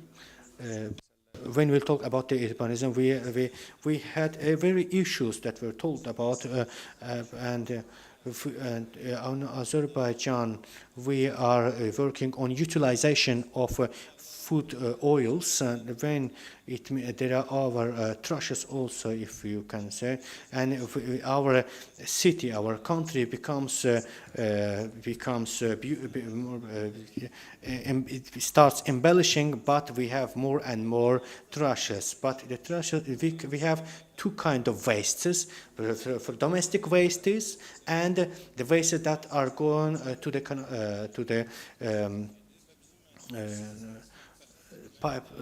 pipes.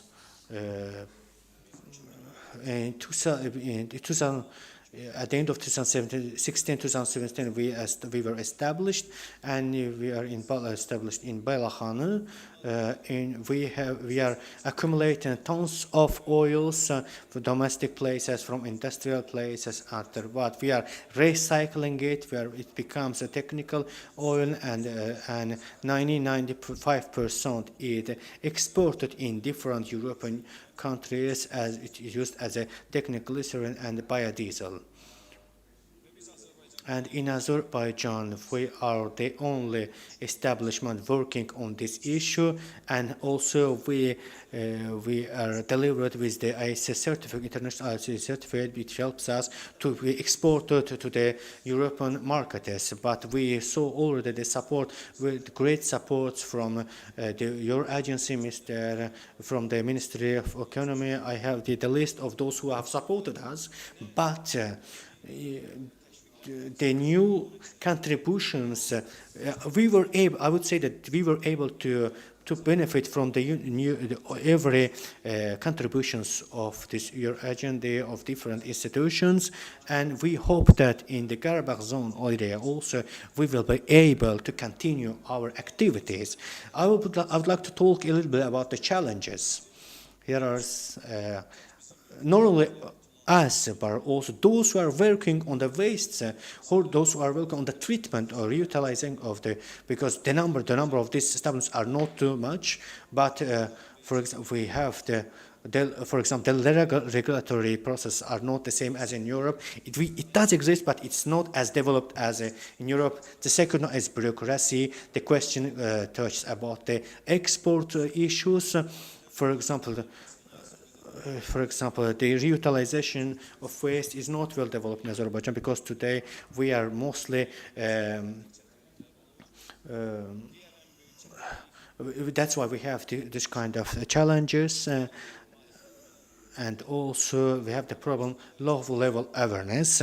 We see that with the years it changed. We have the improvements about the awareness, even most of the, in Baku city, maybe it's through the channels, TV channels, for example, on Facebook, on Instagram, on a daily basis, we have the persons who are addressing us, and he says that we have at home this kind of oils that you can utilize, for example.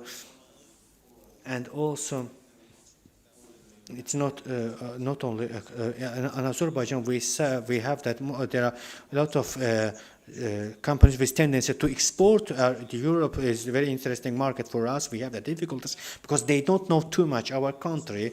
And the last one will be about the supply chain disruptions. And when we see it on the internal supply chain, regarding the waste, where they put the waste, because we have the cars, the big cars that take the waste, because they are not, when then they enter to these small streets, we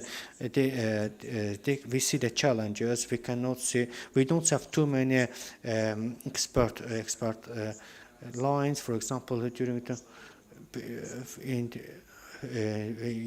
the beginning of the Ukrainian war, we had of Ukraine-Russia, we had very great challenges, but for today we were able to arrange this problem. For the further also we have future plans also.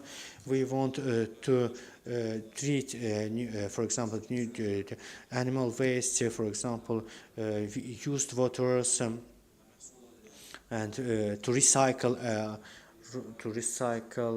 and also to product biogases. We want to product biogas, but it depends how we will be improving our the smart city, because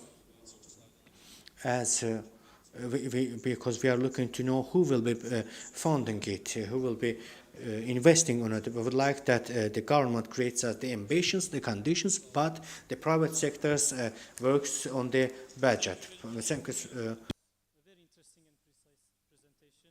As demonstrated, this waste issue is really a resource, not only for reuse, recycling, or reducing, but also a creation of job opportunities, as seen. But it's also dependent on creating practical solutions of collecting, and this is a conversation that will obviously improve the urban life and quality of life as well.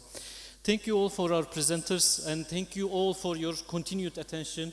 Hopefully we will wrap up after the following session, and let us keep on having this conversation. Thank you.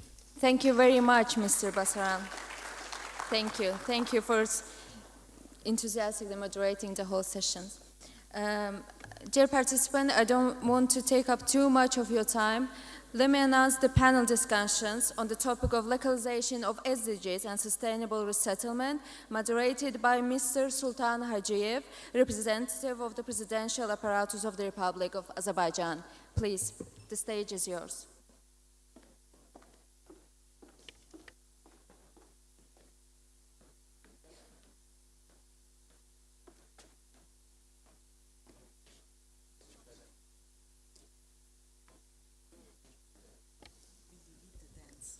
Okay, I think I didn't mail him. Yes. All in. Where is Zamin Melim? Zamin Elish. Yeriniz Elim. Yeah. Okay. Well, good evening, everybody. A friend of mine once told me that if I am given a choice of moderating the last presentation or committing suicide, I should be going for a suicide. I think it's even more the case given the fact this is the last session, the reception is awaiting, and we're already almost 1 hour late. But still, we have quite a bit of important issues to look at, and without further ado, also making some ad hoc changes to the presentation as we go, I'd like to invite Mr. Aydin Kerimov, who is a special representative of the President for the Shusha region, to share with us his thoughts, on how to ensure sustainability of the major efforts Azerbaijan is currently undertaking for reconstruction and rehabilitation. Aydin Melim, please. Thank you, Sultan Melim. Dear Melim, dear guests, thank you for the opportunity to address this National Urban Forum, the first of its kind in Azerbaijan, and of course, taking into account the limited time, I would like to go straight to the point.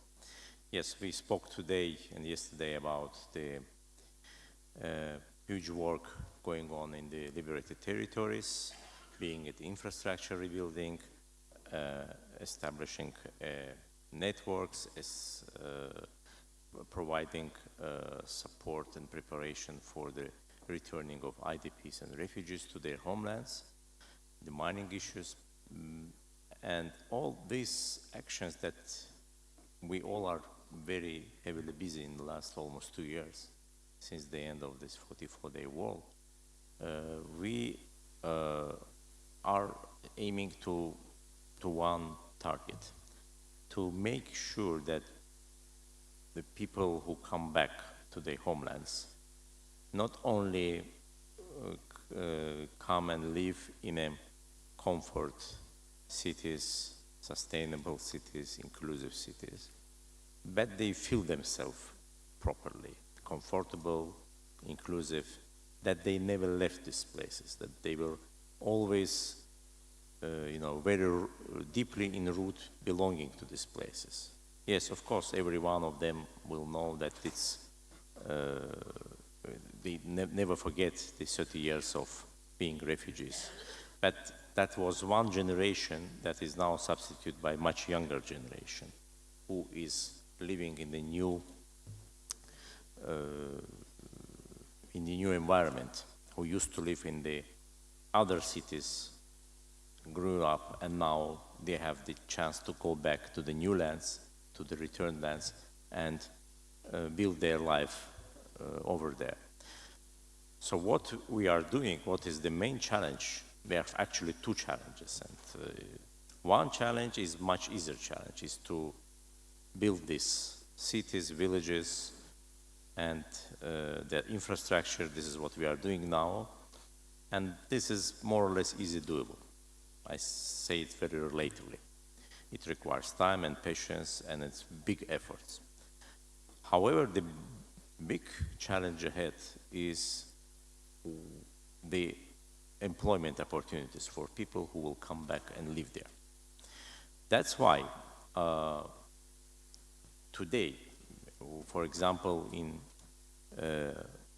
city of Shusha, we are already laid foundation and building the first residential quarter. You have seen some of these areas, pictures today of that plan. And in this residential quarter, we will have about 2,500 people living in the, starting from the end of next year, 2023. What does it mean for us? It means we have to be prepared already, start preparation for these people to be provided with the jobs. But what kind of jobs? We have to focus, to find out who will be the first residents, how they are matching the criteria for the job and employment opportunities that we will start to explore only starting from the next year, be it in the social sector, in the tourism sector, or in other sectors. Shusha has a particular profile, as you all know and understood from the presentations previously. Shusha will have its very limited economic profile based on cultural and tourism activity mostly. There will be some government services, some other services, but the main focus is tourism and cultural activities. So these few thousand people that will start moving and living in Shusha from end of next year will have, and we have to start working now to make sure that we are meeting the requirements of their occupation, like employment point of view, and also meeting their expectations, being it from the living conditions, working conditions, infrastructure, connectivity, and other issues.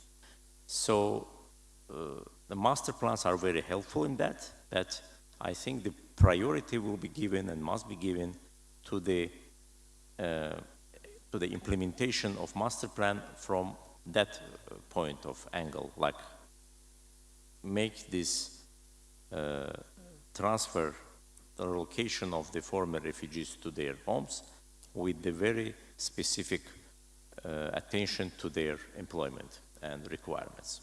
And I gave you this example of Shusha because, yeah, it's more visible, but I am sure and it's 100% like that, that all other areas and my colleagues from Zengilan and from Karabakh Economic Region, all their offices are currently busy with this task because their areas are much bigger and the economy profiles are different. So for all Azerbaijani related, for government-related agencies, this is a very important task we are working.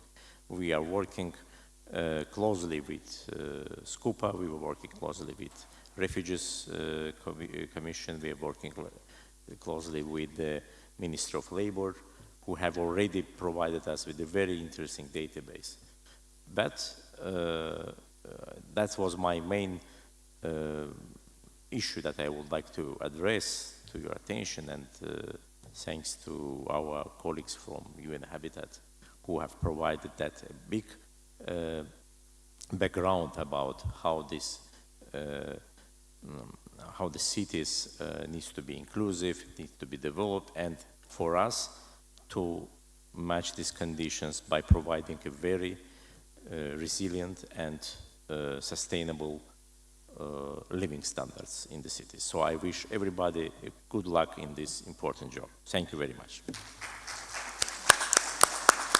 Thank you very much, Ağdam Melim. Thank you. Sustainability of the return is very important, and speaking of sustainability, I'm turning to our next speaker, Zamim Melim. He's the head of department from the Ministry of Economy, and the issues of sustainability are very much in his direct domain. Please.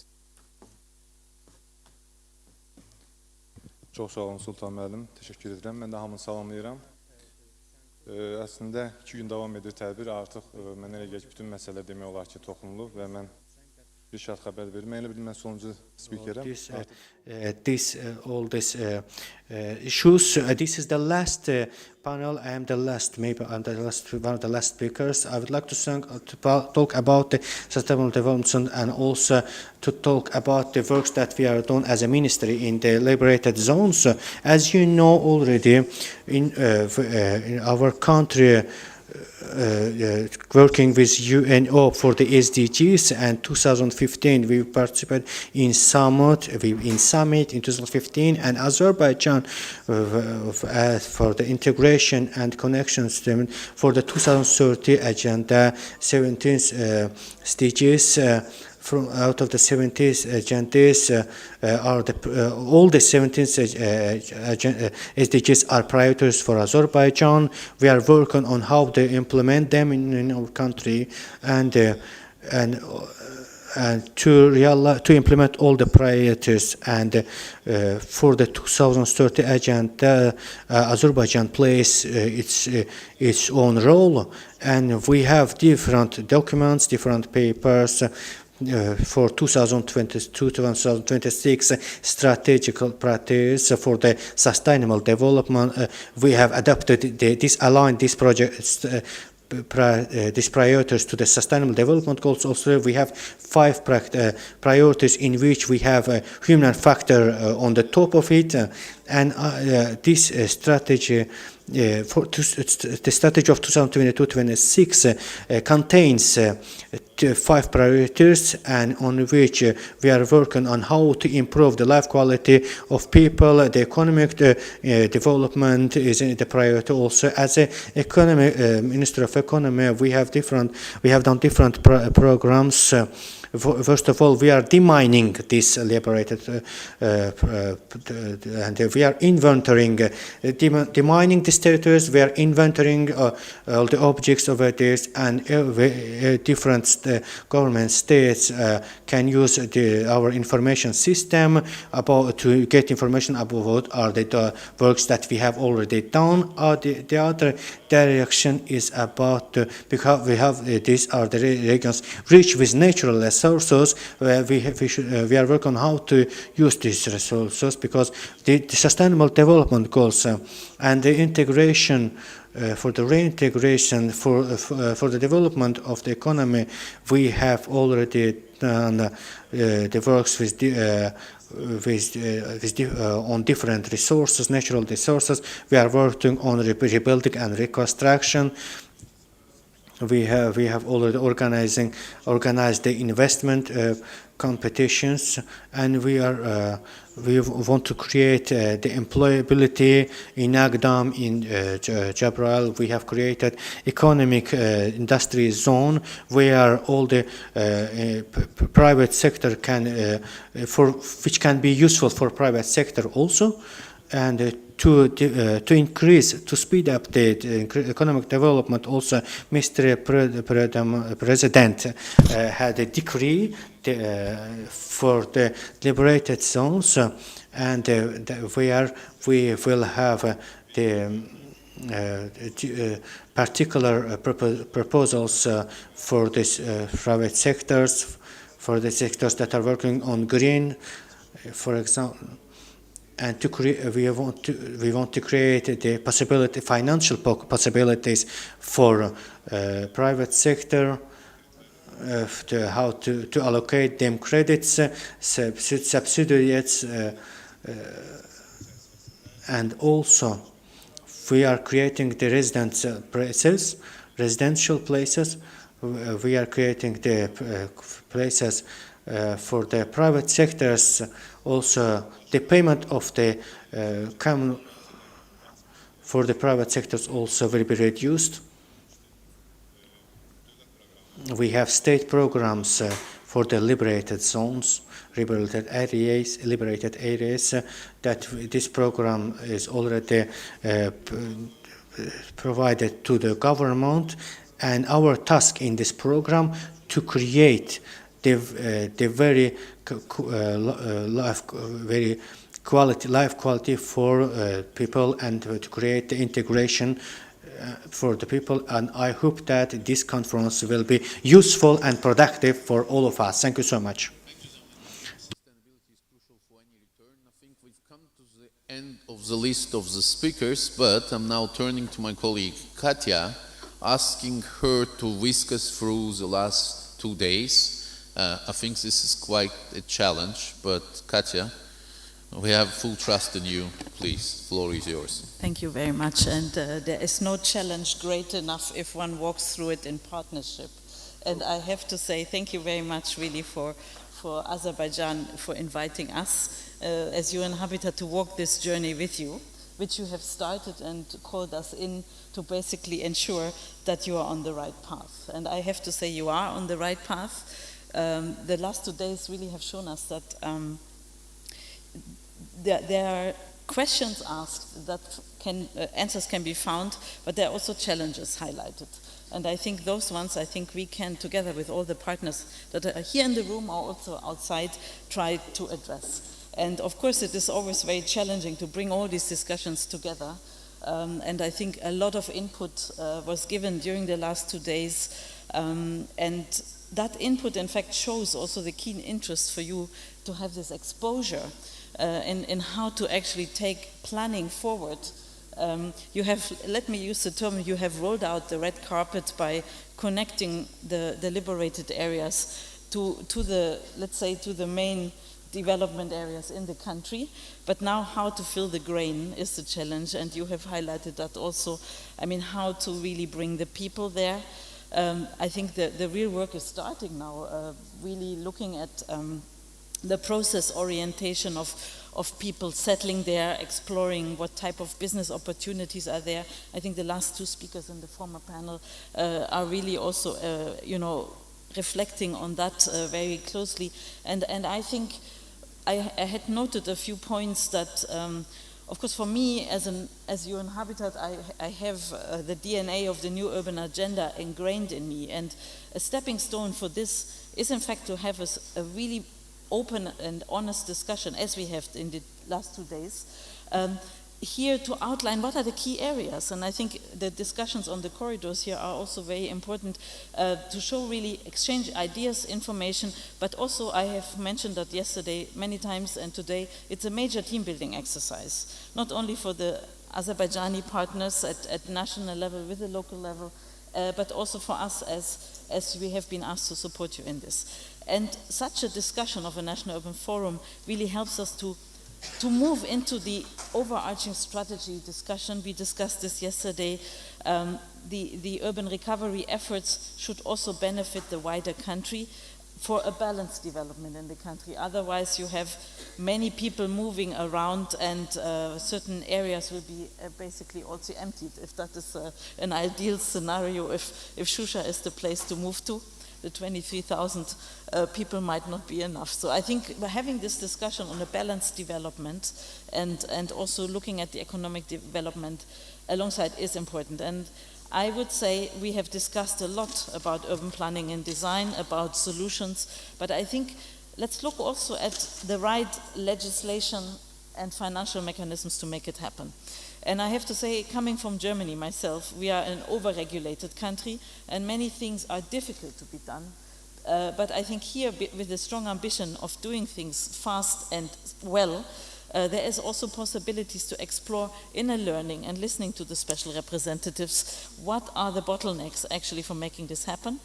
And feeding it back into the national discourse. And I would really invite you to do that very actively and really observe in the process what potential lessons are learned for the wider context, and keep on implementing and keep on learning while you implement to really make it better and have a greener and more just transition. And I think we stand ready here to work with you this journey, us and with our wider UN family and all the partners that are really engaged in the urban sector. And thanks a lot. I hand over back to you because I know it has been a long day, but I'm still very alert and didn't miss any of the discussions.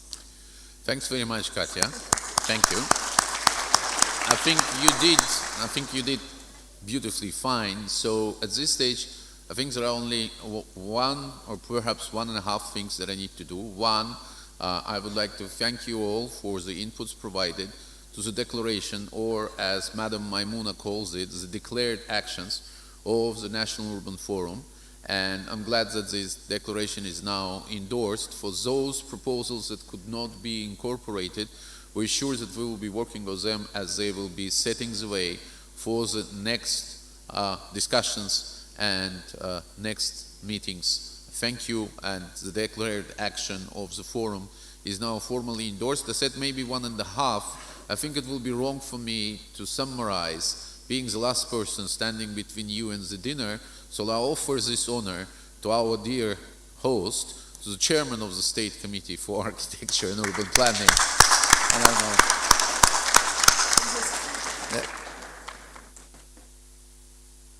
To be half.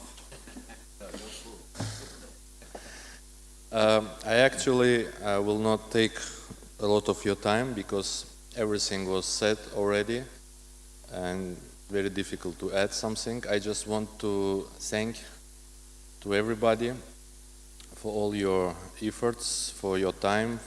Thank you that you were with us during these 2 days.